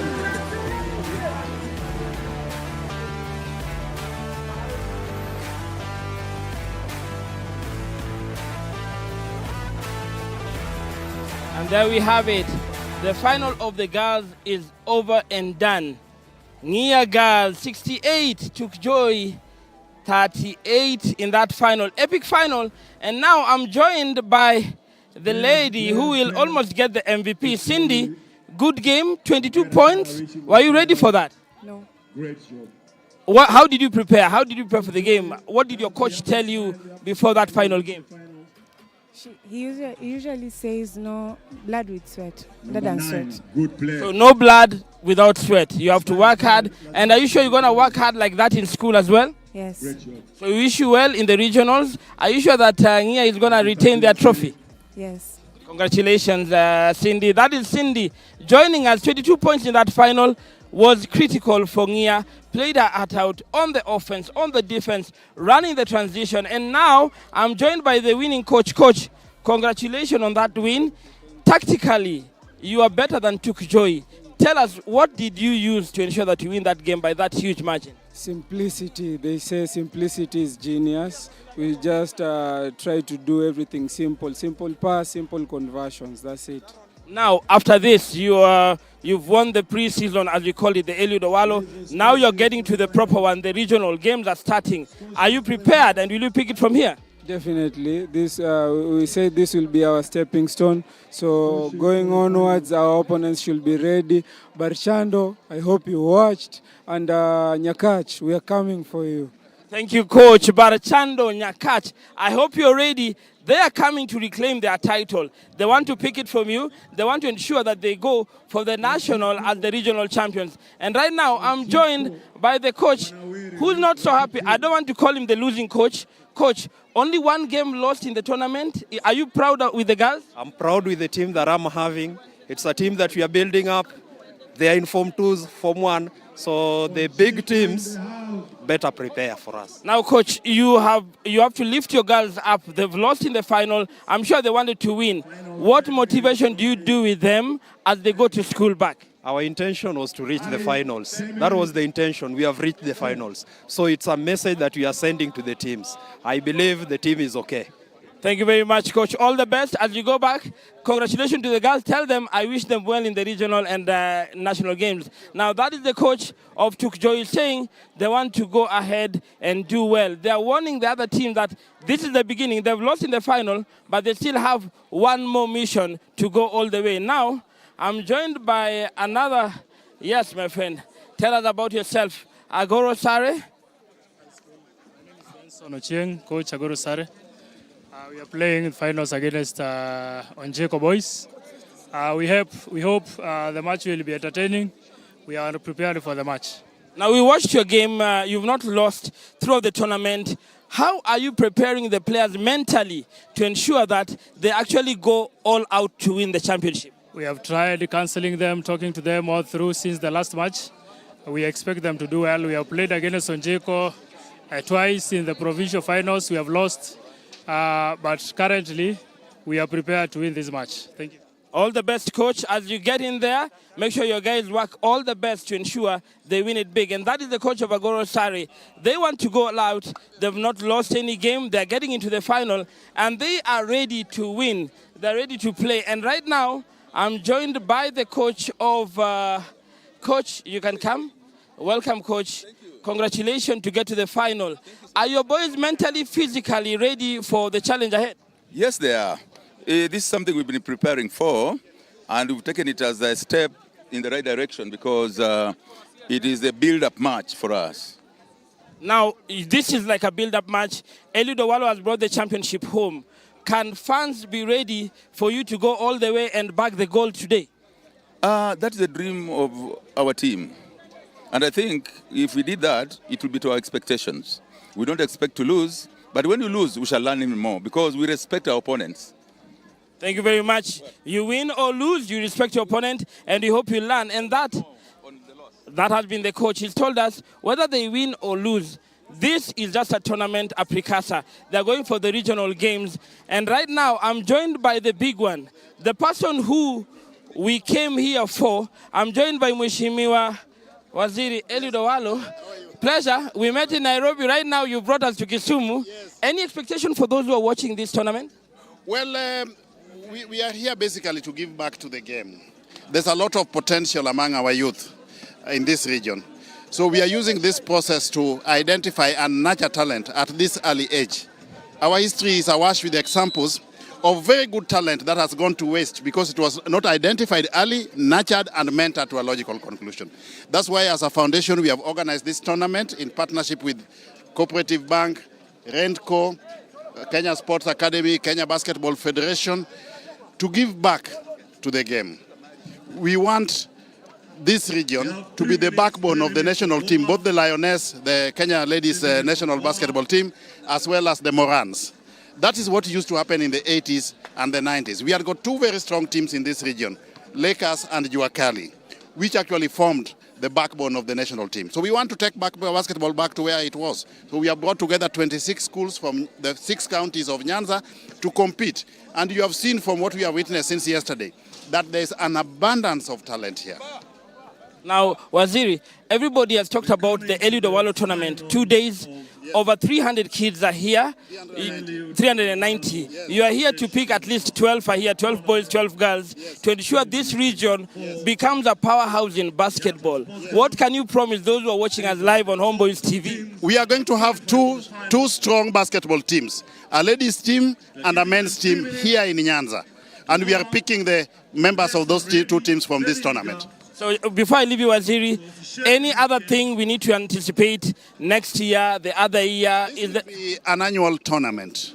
But from this tournament, apart from identifying the talent, you need to know that we have also come in with the Kenya Sports Academy, which has already gotten basketball scholarships, overseas scholarships for the best players here. So at the tail end of this exercise, we are going to have some of these players going to America to courtesy of basketball scholarship. Thank you, Waziri. Live on Homeboys TV. I hope when you're going to America, Homeboys TV will come and accompany the players you'll take there. Thank you very much. I'll see you again next year. Thank you, Waziri. An annual event.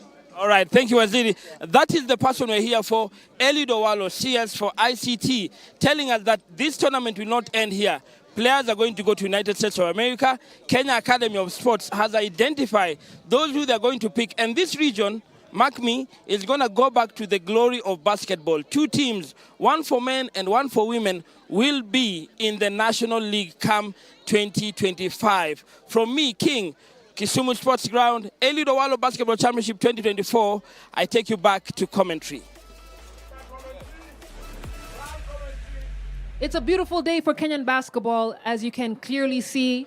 The future is bright, and the glory of NYANZA basketball is coming back to the region thanks to CS Eliud Owalo. We're truly grateful for this tournament that he has created, this opportunity for up to 390 boys and girls to play the game of love, but also in front of a stage of top scouts in the country, with the possibility of opportunities at the top universities in the country, private universities like Strathmore, USIU, and MMU. But as we get ready for the tip-off, let's take a closer look at some of the players that are going to be participating in this big game between the top two boys teams. In the blue is Agoro Asare. We saw them play earlier and absolutely blow Nyanchwa out of the water. It was a very one-sided victory. And in the red, it's going to be Onjiko, who just squeezed by in the semifinals by a basket, actually, against Maseno University, who used to be a powerhouse team in the region. Now, the great thing about this matchup is that both boys' teams are very evenly matched from a physical standpoint. They both have the height, they both have the strength, they both have the diversity. So really, it's going to be a game that comes down to the technicalities. As usual, I'll be taking you through the action. My name is Silale Shani, and then we're joined by Emmanuel King. Very excited about this boys' matchup. It's a beautiful sunny day here in Kisumu, and there are the starting lineups for both sides. For the Onjiko boys, Deng Bior, Brian Musioma, David Munala, Waluse Kizito, Alvin Olwach, and for Agoro Sare, Akech Guy, Cedric Pele, Ayum Ayor, Simon Ayer, and Job Owino.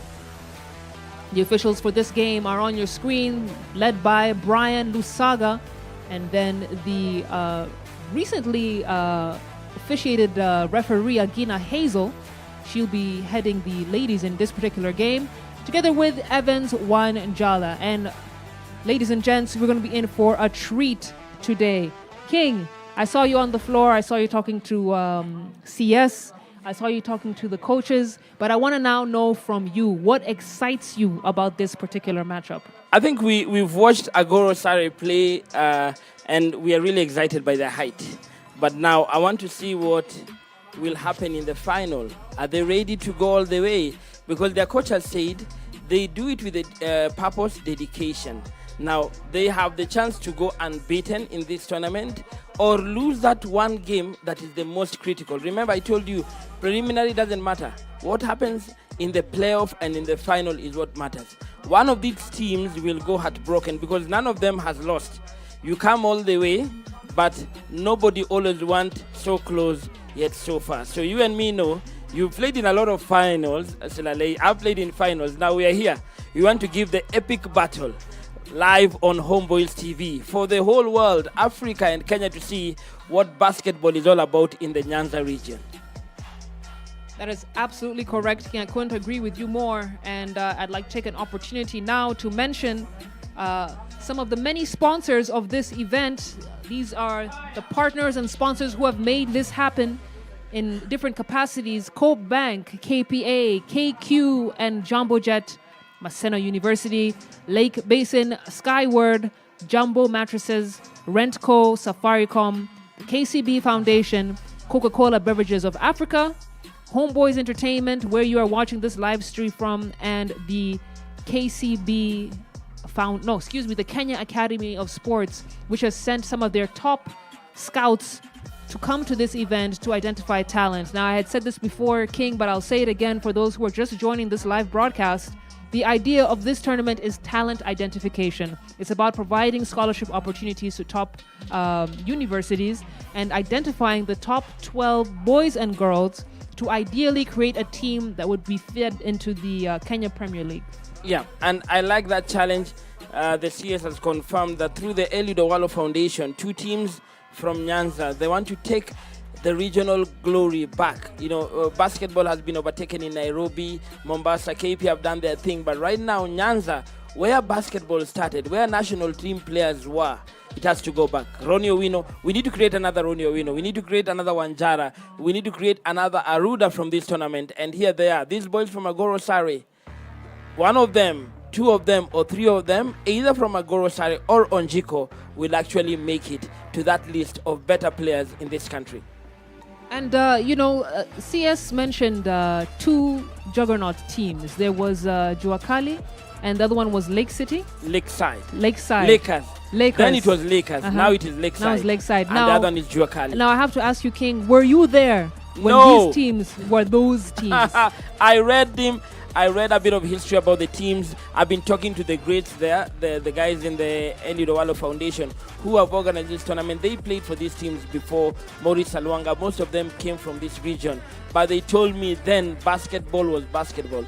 Waziri himself played for either of the teams before he left to Nairobi for university education, and then continued loving the game from our administrative point of view. Right now, he wants to go back there. He's always pride. I know you played in the league as well. You know, if you've played for a team and you're out of it and you see the team still holding strong, it's always pride. Even going to watch them, nostalgia comes back to you and into your mind. And it's very sad to see any of those teams go back down. But I've heard stories. When you meet up with the basketball fellas and you talk shop. I've heard stories about this court. I don't know if it's this exact court, but I remember them describing the Kisumu style of basketball. And I remember a name that was mentioned a lot was Ojuku. Yes. Ojuku. And I heard that at this court, when you come and play, no blood, no foul. Exactly. In fact, blood doesn't necessarily mean a foul. If you feel like you can't handle the heat, get out of the kitchen. Get out of the kitchen. Go home. And you try again another day. So I know some very aggressive and talented players that we've seen in the league over the last maybe even 40 years have come from this very same court. And so the teams that you see, Onjiko, Agoro Sare, they have some big shoes to fill. But I believe that talent of that level can be found within these two teams. Exactly. Talent can be replicated. The only thing is there anybody to nurture it? Is there anybody to pick it up? Because I remember even hearing from Grapevine that if you played in this court and you managed to get a vest to play on a weekend, then you can play for any team in East and Central Africa. That's why Kenya went all the way to semi-final. Teams were playing well, the posters of those days. So that has to be replicated. I think nowadays players have become a bit soft and light. The game is not a bit tough as before. I don't know whether the coaches or the referees have made it that way, but basketball has to go that physicality. Without physicality, they say basketball is a no-contact game, but is a very physical game. Tell me how many games are no contact but physical. How do you segregate physicality and contact? Those are all very, very good points. Very, very good points there, King. As we see some familiar faces in the crowd. I think this is an electric atmosphere here in Kisumu. It's brought out, earlier on we saw a nice little friendly 3-on-3 game with the likes of Coach Ronnie Owino, the over 50s. We saw... You see the behind the back Yes. pass? Oh, behind the pass. It was and pretty. I was telling you offline, we don't see them anymore. We don't players see them go anymore. Straight. I think coaches also are to blame. They don't allow players to execute what they're good at. They always want you to play by the rule book. But sometimes throw caution off the window. Let the player play and enjoy the game. Absolutely, absolutely. We also saw the current Kenya Morans head coach, Coach Cliff Owuor, amongst the fans. We've seen the Secretary General of the Kenya Basketball Federation, Angelo Chivya, in the crowd as well. And it's great to see the support. It's great to see the turnout. It's great to see that Kisumu County loves basketball. And for sure, Kisumu County, and I think not only basketball, but sports in general. Hockey players have come here.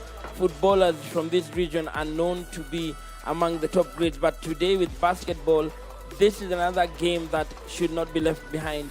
We need the feeder to the national team. But because, Silalei, a lot of players disappear after high school. Where do they go to? Clubs right now are struggling, recycling players who played 10, 15 years ago. Why should Morans continue going with players who've been there for 15, 20 years? I know experience is good, however, we need fresh blood. We need young blood. And I hope that the 2024 Eliud Owalo Foundation Basketball Championship will nurture that. The next Moran, the next Kenya One, the next Desmond Owili, Griffin Ligare, Edo Lokal, give them props for what they've done. But right now, we need them to pick up younger players. Now we go through the national anthem of Kenya.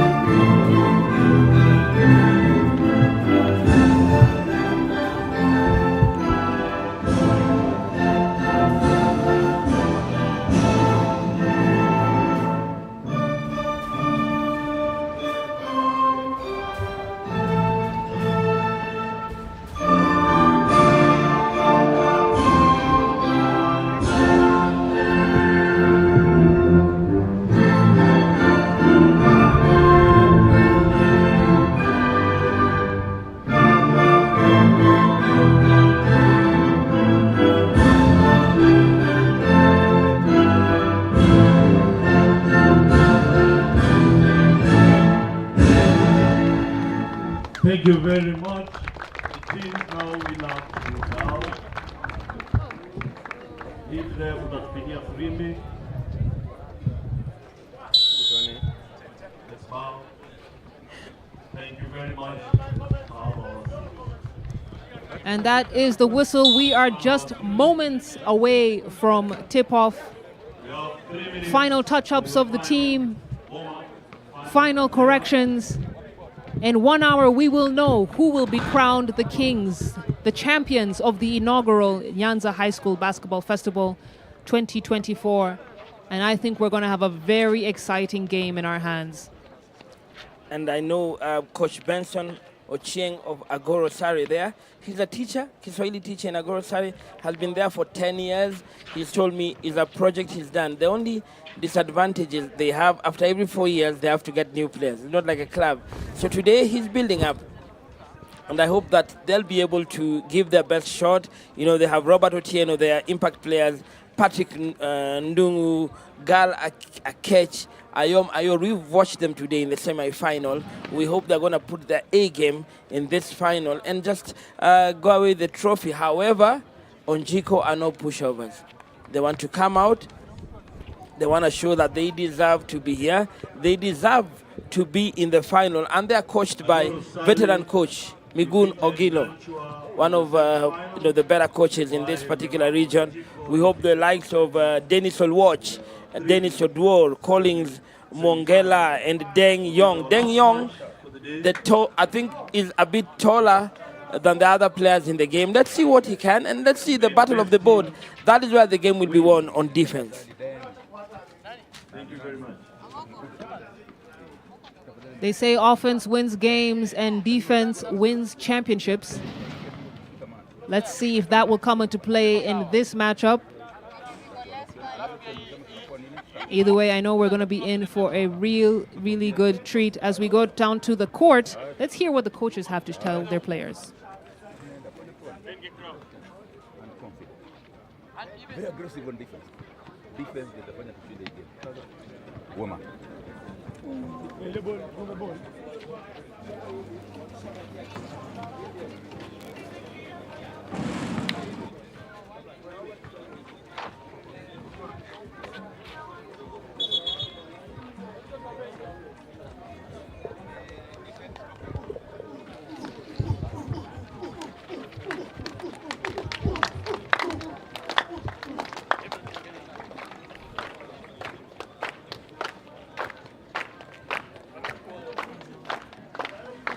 King, I have to say there's a certain tension in the air. There's certain anticipation in this game. You can see it on the players' faces. I could see it on the coaches when you were interviewing them. A confidence, but also being wary of what is to come. If you, gun to your head, if you had to predict who had the upper hand on this game, which team would it be?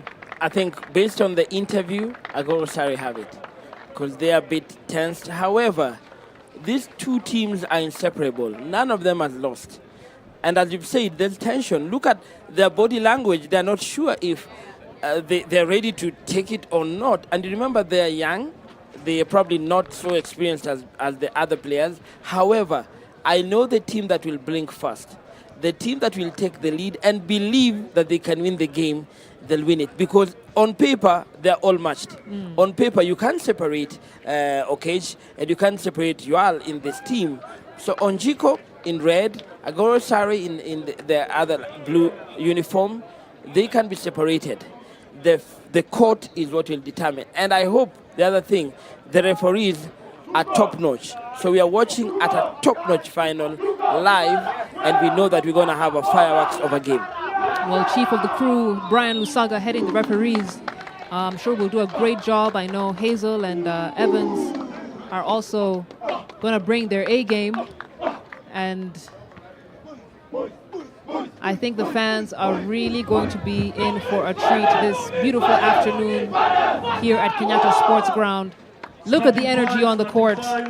Look at the energy coming from the boys. You gotta love it. I feel like I'm watching ball. I feel like I'm watching a younger version of players who lift this country in the future. I know there are a couple of foreigners in those teams that we can't adopt, but you and me know, if they can help the game improve in Kenya, why not? Let's have them in our games. Let's see them in the finals because everybody is watching to wait and to watch the big game. And you've mentioned something so important, King. BAL, the Basketball Africa League, the NBA sponsored league here on the continent. I would love to see some of these places representing Kenya, representing teams in that kind of tournament. That's the whistle, and Onjiko with the possession. It's game live on Homeboys. Myself, Salale Shani, Emmanuel King here to get the action for you. And it's Onjiko who draw first blood. As number 12, Dennis Odwor. And he is one of the impact players to be keeping an eye out for Onjiko. As you see the turnaround J from number 14, Ayon Ayor.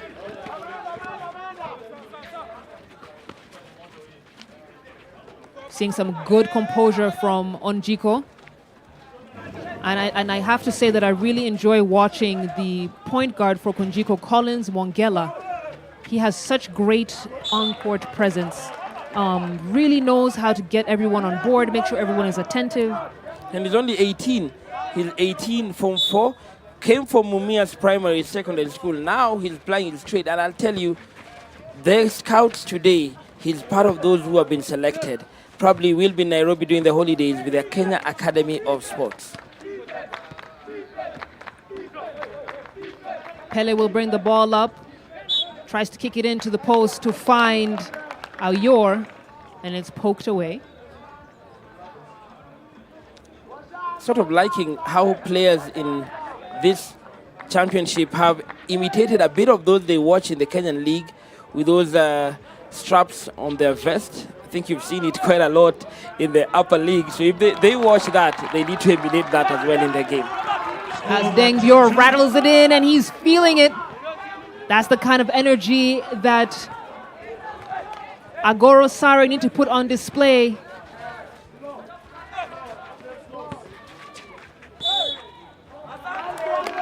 And they're going to call the 3 seconds on number 4, Dieng Bior. That's a good eye from very good eye, and Hazel. international referee Hazel there, just confirming that we gave her the right platform to actually come and implement those good things that are implemented out there. And you and me know you've been in the international scene. You see how referees hawk-eyed and nothing goes unturned. It's 2 apiece at the boys' final here. We've talked about the tension. I must say that both teams have been composed so far. Generally, when you see that level of tension, you get a lot of turnovers and messy basketball, but it's organized. It's calm as we see a personal foul called on Jiko's number 12, Dennis Odwar. And you can see the Quite refs. Unfortunate. The refs are going to be calling They're this game very keen. tight. Yeah, they're very keen. And I like that because in this game, a lot of things happen off the ball. So off the ball, there has to be people who watch what is happening. The big brother has to watch to ensure that you get the right calls. Ayor bringing the bench to its feet. We'll take a look at the replay there. Up and over the long arms of the law. And Onjiko are going to have to think really hard about how to contain Ayor, who heads to the line for a 3-point opportunity. Basket good. Agorosare in the lead. 3 points for Ayor. And that battle between Ayor and Deng Yong of Onjiko should be exciting. Both of them 6'5" and above, 6'7".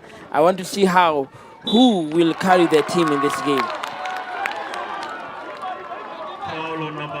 Onjiko turned the ball over. Actually, they've called a foul on number 13 there. Reaching foul, and too unlucky for him. They need him in the game. They need him in That's the game. Mongela. The point guard, foul trouble early. He has to be better, and he has to move his feet. 2 fouls already? Oh. I hope he'll now play better D. He just has to play smarter D. As now he'll bring the ball up. Mongela kicks it out to the wing. Looking for the right opportunity to attack. Kizito now to the right side. They're using the clock well. But now they're going to have to be a bit more aggressive offensively. Tries to float in a pass, and Ayor snatches it right out of the air. And here come Agorosare on transition. Looking to convert this possession. Tight defense in the paint, and that's what they have to do with Ayor. They cannot allow him to get comfortable. They cannot allow him to receive the ball comfortably in the post. And they have to double team him. Every time he gets the ball, Ayor has the tendency of putting the ball on the floor. When the ball goes on the floor, have your bit shorter guards going on him, pick it up, and they'll get a steal. But Agorosare and Ayor have to know better. He has to turn with the ball, face the rim, and go for the shot. Offensive foul there called by Hazel, and again a bit tight. The game hasn't loosened up. I think both teams are very wary and skeptical. 2-5. I think once they both get warmed up, they get rid of those finals jitters. We're going to see a high-scoring game. Oh, look at how Wangela weaves through the defense to make that basket. Oh, that comes with experience. That's crazy, man. Experience. Going in, up and under, fake, and on the 17th floor. I tell you, they need Mongela in the game if they really want to have a push in this game for Onjiko. Ayor with the answer on the other end of the floor. And neither side has been able to pull away, but Onjiko do snatch the lead now. I kind of like how the referees have tried to control the game. Not too much temper. They're trying to control the early foul where teams are a bit aggressive. That makes everybody now start playing, knowing that you're being protected by the referee, because physicality ends up spoiling a rather good final. Mongela looking to break that 2-3 zone defense. Another foul call there. Referees are calling everything They're today. calling everything. And as a player, you have to adjust. You have to adjust. Yeah, and especially in a final, and with everybody watching in Africa, in Kenya, and the world, I think that's good for them to try and bring everything into order. Trying to find a Ayor for the oop. Here comes Wangela. Kicks it out. Too strong. Second chance opportunity, draws the defense. And they're going to call a travel on Simon Ayuen. I think he overdid it in that play. He should have gone straight up. Don't move your feet.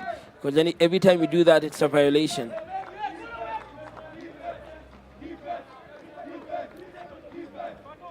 They're moving the ball well. Need to space out the floor. Great offense, better defense. Here comes Mwangela. Is he going to dish it? No, he goes all the way. Can't connect. And the big rebound from number 15, Patrick Ndungu. And another foul on Mwangela. You told me now he has 3. And there, ouch, just pulling in, reaching in. He's reaching in too much. He's too eager. And it's so early for him to reach in.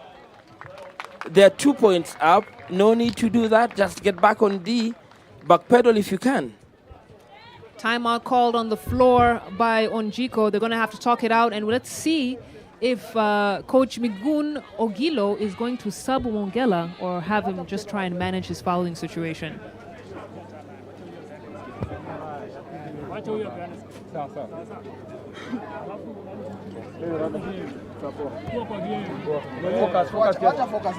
Ayoma ikiendelea kudegea ameinama amedhani anapigiwa. But the flow is okay. Sawa. We maintain the consistency. Sawa. Focus. 3, 2, 1. Focus!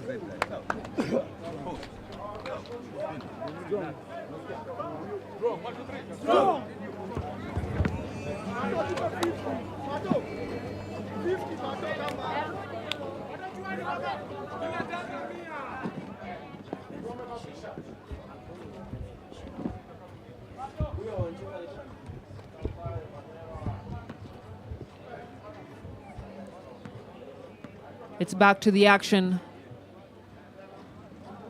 Agoro Sare's number 15, Patrick Ndungu, on the line. Misses the first attempt.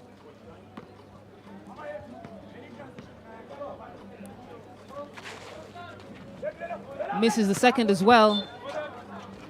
And try and keep it alive. But the ball will go to Onjiko Mwangela to bring the ball down. I think even in the other game, semi-final, Onjiko, they don't start it fast. They take their time a bit, but when they get the momentum, they start moving and they really dominate teams from that. And that's some nice defense from Agoro Sare. Onjiko working hard in that possession, but could not convert. And it's a long pass. Ball is snatched away by Dennis Odwor. And this is what you can expect from a boys' final. It's going to be scrappy. It's going to be physical. It's going to be emotional. And messy and noisy. But we're yet to hear the noise, not from the crowd and not from the players. So, 3-point differential, it can go either way. Woo! Look at the tray from number 13, Cedric Pele. He is 3 feet away from the three-point line. That's a deep 3, nothing but net. You love to see it. And that's what we expect from the boys' final. He says it's cold, and he's a cold man. And that's what good to see. Players now going all the way. And that's how you win games. You need somebody to come out of their closet, come out of their shell, and just play the game. Absolutely. And on the other end of the floor, Kizito with an answer. Onjiko will not be left behind. It's going to be a fight to the very end. And what a beautiful find for Ayor. That was a lapse on the defensive end from Onjiko, and they cannot let Ayor slip through the cracks. They're playing man-to-man matchup in the paint. Miscommunication allowed Ayor to just slip and get into the baseline. Easy bucket for him. I doubt he will get any other easy bucket than that in the game today. Because the defense being played out there by those young kids is not easy. They're playing pretty well. And I'm loving the energy levels from both sides today. This is the second game of the day. You know, they had the semifinals earlier on. Onjiko played a tough semifinal game. Agoro Sare was a bit more one-sided, but still, under this sun, really commendable. That's how you know it's high school. They can play back to back. Grown folk cannot handle this level. Grown folk need 48 hours to recover. Exactly, at bare minimum. Or 72 if possible. But the boys are still moving well, despite coming off 2 semi-finals today. And remember, yesterday they played 3 games, and they played in the same kind of condition, hot temperature. So it's good to see young people Wishing that we could turn back time, but that's It a is story what for it another is. day. Pele splits the defense, manages to draw the foul, hits the first free throw.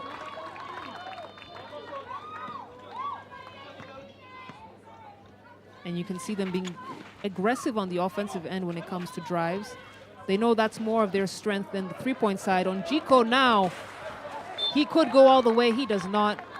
Loses the handle of the ball. And Mongela, the leader for Onjiko, And point again, guard, you leader talked in about heart it. as well. You talked about love it his leadership. earlier. He has to maintain their cool. Don't be in a rush, because Onjiko, anytime they're going on the layup, Agoro Sari has 3 or 4 or 2 players on them. So be patient. Don't go for the early jump. It's better you go and jump stop. Then you're going to have a few guys flying over you, then get the easy bucket. If you go in a hurry, then it becomes a bit difficult for you to score the bucket.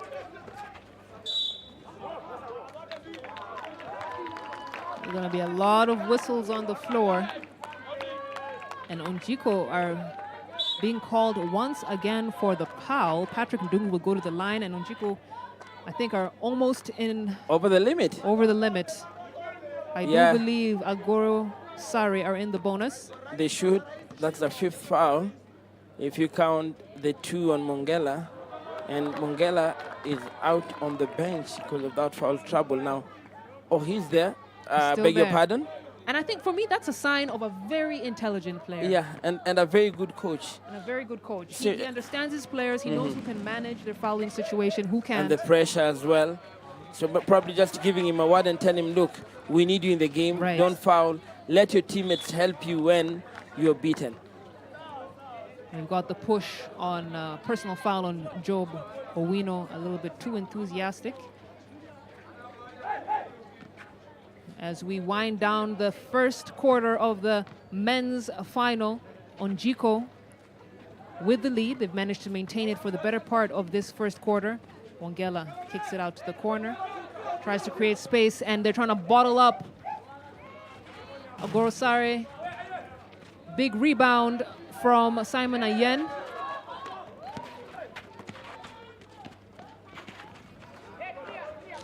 Can't get that one to go. Patrick Ndungu, too strong. And you get the sense that both sides really, but more so Agoro Sari, need to slow down their offense. Yeah. They're rushing their shots and not getting the opportunities, the best opportunities that they need to cut down this this lead. And they're not using their advantage. They have the biggest players on the court. You don't need to rush for the 3. Go for the 2, noting that what Onjiko will definitely do is foul you. Let them be on foul trouble early. Then now you can use the speedy guards to actually run the floor and maintain the lead or increase it further.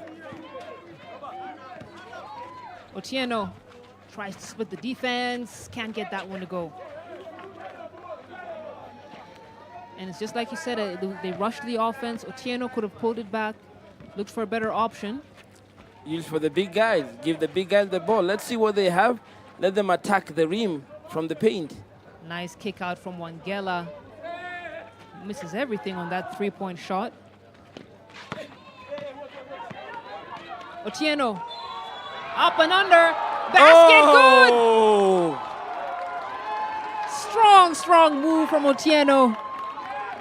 Letting the fans know, letting the house know that Agoro Sari is here to stay.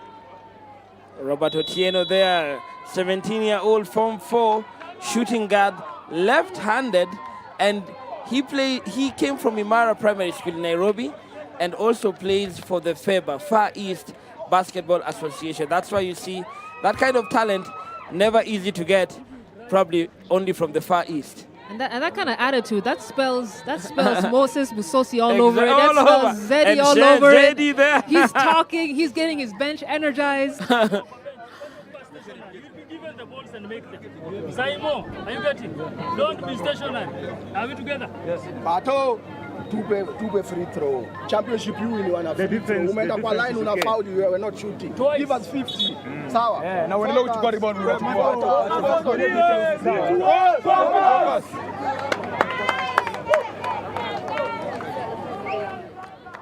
Go on, 1, 2, 3. Onjiko 15 points, Agoro Sare 6 points. As this first quarter starts to wind down.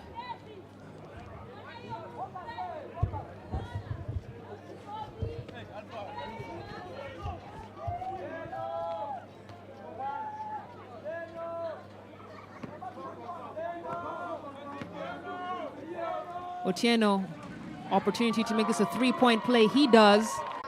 A standout player in this matchup.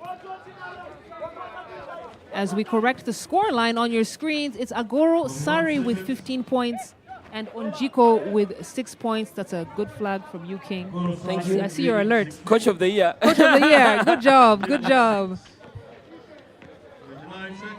Pele. Loving it with the crew here, keeping us informed and on check as well. Thank you, Director.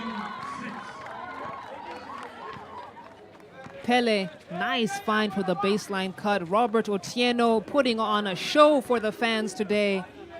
10, 9, 8. And it's 5 seconds left here in the first quarter. Dennis Oduor kicks it out for the shot.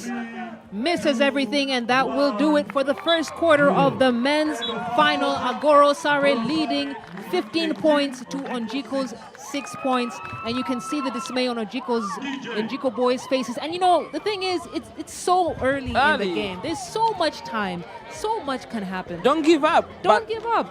They look like they're physically battered, mentally battered. However, I think Agoro did their homework. They know, get into the early lead and maintain that. Agoro 18, Onjiko 6.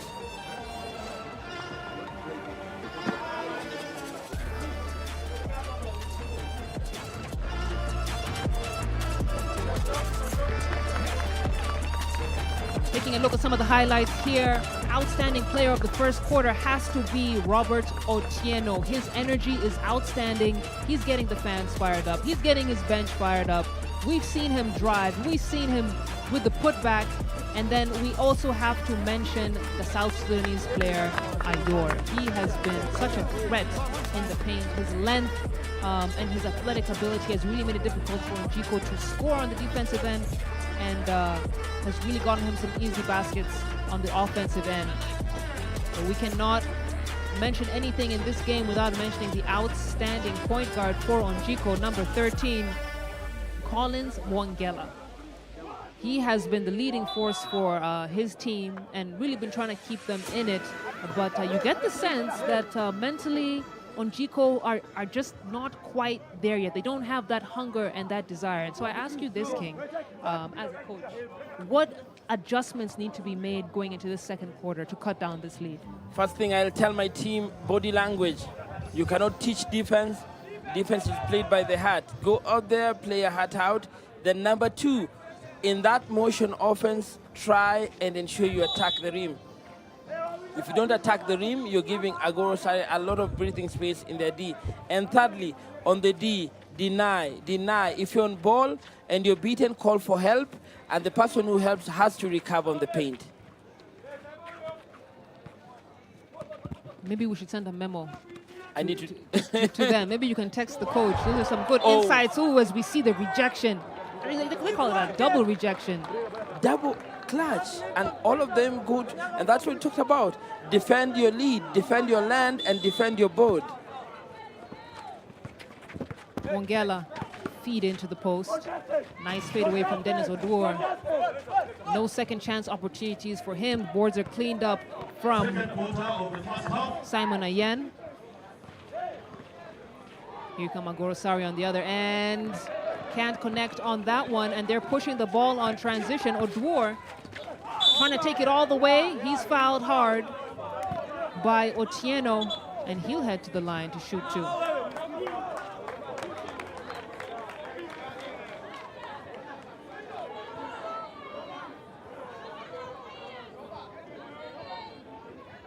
Onjiko, you get the sense that they're playing more hero ball than team ball. And they have to reevaluate that. You know, your coaches give you all kinds of advice, but at the end of the day, it comes down to the players on the floor, as Oduor misses everything on that free throw. Uncharacteristic for him. He's a player that delivers across the board and could be the finals nerves. Corrections made, basket good. Onjiko now up to 7 points.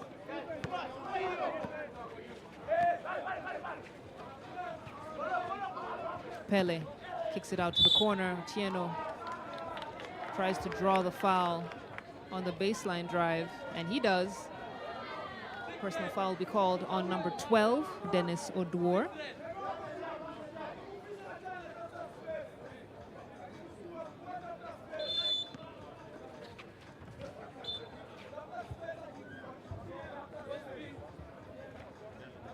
Inbound play, Pele with the ball. It's a battle of the post players. You can see people are making sure that Ayen does not have an easy access pass. Deep three from Otieno. Misses the mark.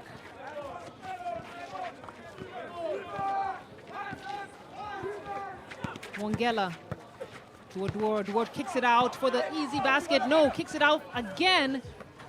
Wongela now from 3. Decides to take it in. Kicks it to Kizito. And opportunities to score, but they don't have the confidence to take it. Nice block from Ayen. And here comes Agoro Sare on transition. Pele decides to go all the way. Can't get that one to fall. The runner from Olwoch, and we've been talking about it time and time again here, King. Onjiko must slow things down on the offensive end. They have to play well. They have to move the ball. And you see there, Wambugu gets in. Probably one of the players stand out for me. He knows what to do when he's free on that extra pass. Goes for the long shot and make the bucket. And to do that coming off the bench is really a testament to who he is as a player. Understanding your role. Mentality.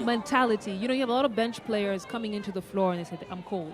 You know, he doesn't sulk at all. At all. Gets He's in there and starts delivering. Increases the energy and always playing to the best of his ability, providing the firepower that the coach needs. And that's why, probably, if you ask me, the 6th man of this tournament should be Wambugu. Every time he comes off the bench, fresh energy, fresh legs, and has a good vision of the floor as well. I couldn't agree with you more. Wambugu. Heat check. Basket not good.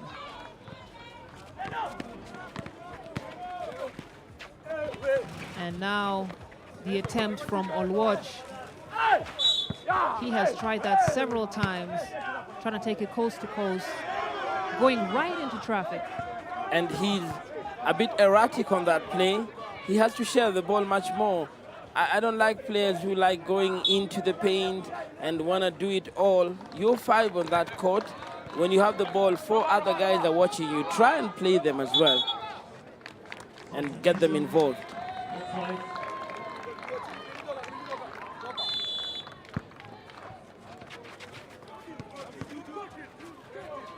Kizito kicks it out to Mwangela. Mwangela swings it to the other side of the court. Nice feed inside. And we have an opportunity to score, but the long arms of the Agoro defense make it so difficult. Olwoch off the mark. Rebound snatched by Ayen. And another possession that they've not been able to convert for Onjiko. Meanwhile, Wambugu kicks it out to the corner. Nice slow lay-in, but can't get it to go from Guy. And Akech Guy has been quiet in this tournament. He was one of the key players to keep an eye on, but he has not been really active as Mwangela. Beautiful stroke, but can't get that one to fall.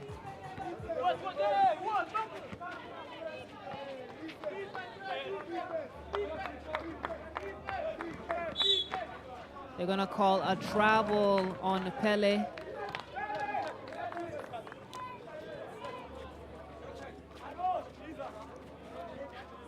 And it's a 14-point lead for Agoro Sare against Onjiko's 7 points. I must say we did not expect Agoro to get off to a start that is this phenomenal.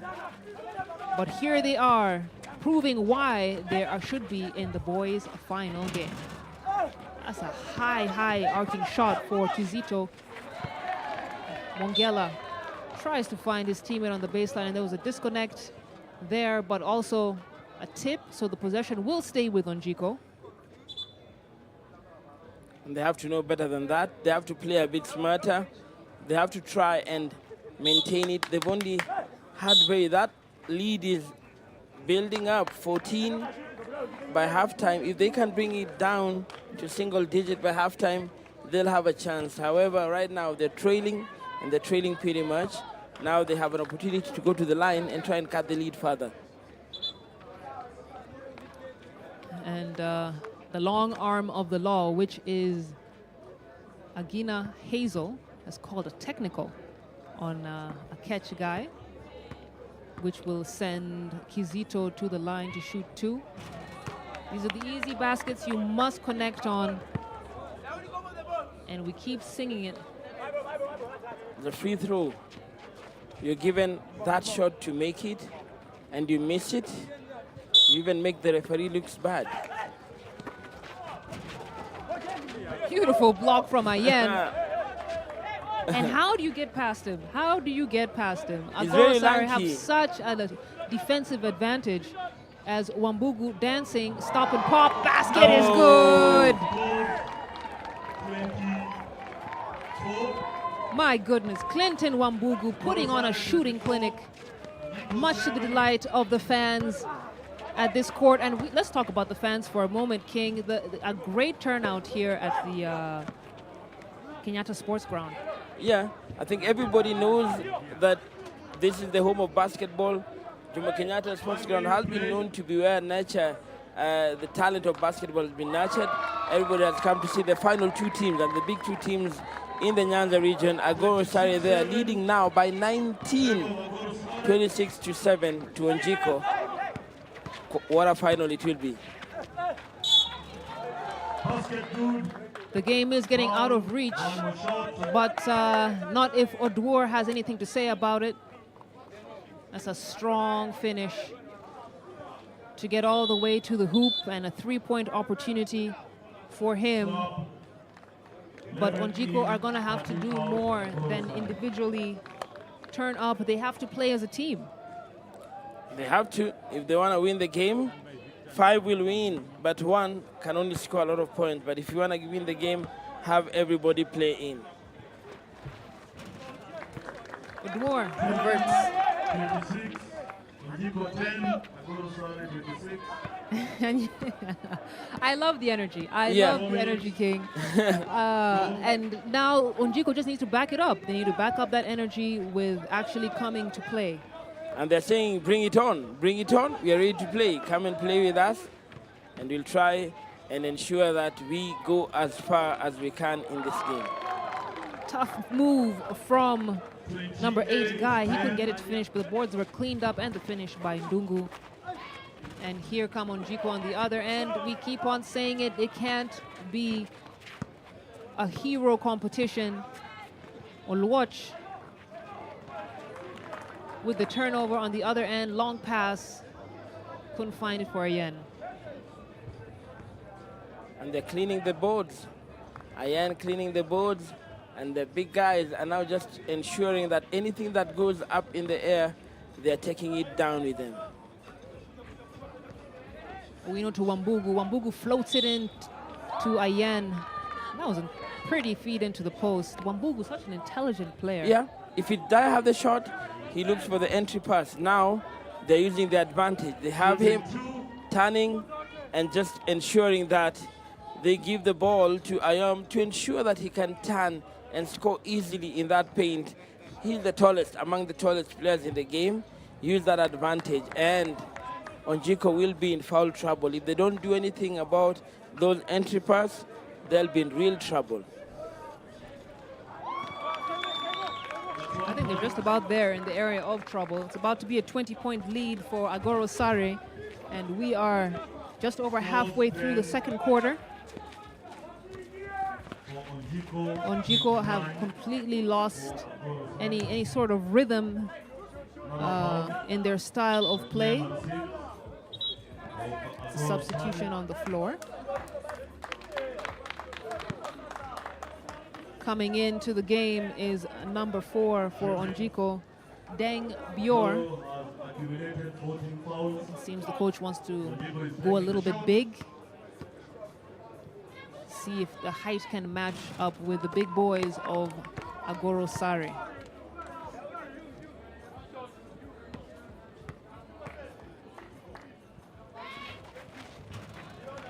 Scores, Onjiko 11, Agoro Sare 29. Here comes Agoro Sare bringing up the ball.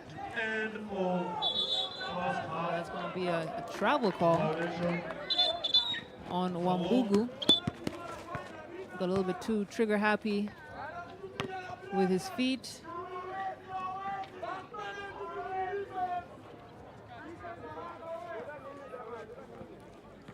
They're about to lose their firepower, and Agoro are doing the right thing, going back to D, congesting the paint and just waiting for them patiently. If they throw it and they don't go in, they have the rebound, but they have to do a better job than that, especially on that ball by Onjiko. Ador's attempt slapped away by Yen. And now that's a tough finish all the way to the basket by Guy. Guy Akage? He's coming alive. Yeah? Slowly but surely coming alive. Remember, he was one of the impact players. Yes. And someone to watch, but we've not seen too much from him. And then in you this see tournament. now, Agoro, if they remove Guy, they bring in Nelson. And all of them are able to play at par. That's why every quarter they're building on their lead. And the lead that was 7 goes to 14. Now almost getting into 30-point differential, 20 thereabout. It's going to be hard to contain them. A team with a deep bench is always tough to beat. And you can see Agoro Sare, they're upping the defensive ante. And lack of confidence from Deng Bior, who just checked into the game in the previous possession. He's a bit worried. He's a bit worried. He was out Looks for a subdued. while. Yeah, he was out for most of the last end of the first quarter and majority of the second quarter. I think it's all about mental toughness. Was he ready for the game? Were they physically prepared? And remember, I think the coach of Agoro said they had to do a bit of counseling to the players. It's another game like the other. It's the final, but just play your heart out. About 2 minutes and 40 seconds left to go here in the second quarter. Agoro Sare took off and never looked back. And Onjiko have been playing catch-up throughout this first half, but still plenty of basketball action to go. Anything can happen. So don't write Onjiko off just yet. Again, the award ceremony will take place immediately after this game. For the girls' final, it was the Ngia girls who won. They dominated that game, actually. And so they will be the champions of this inaugural tournament. Into Bior, weren't lucky. Wambugu manages to poke it away.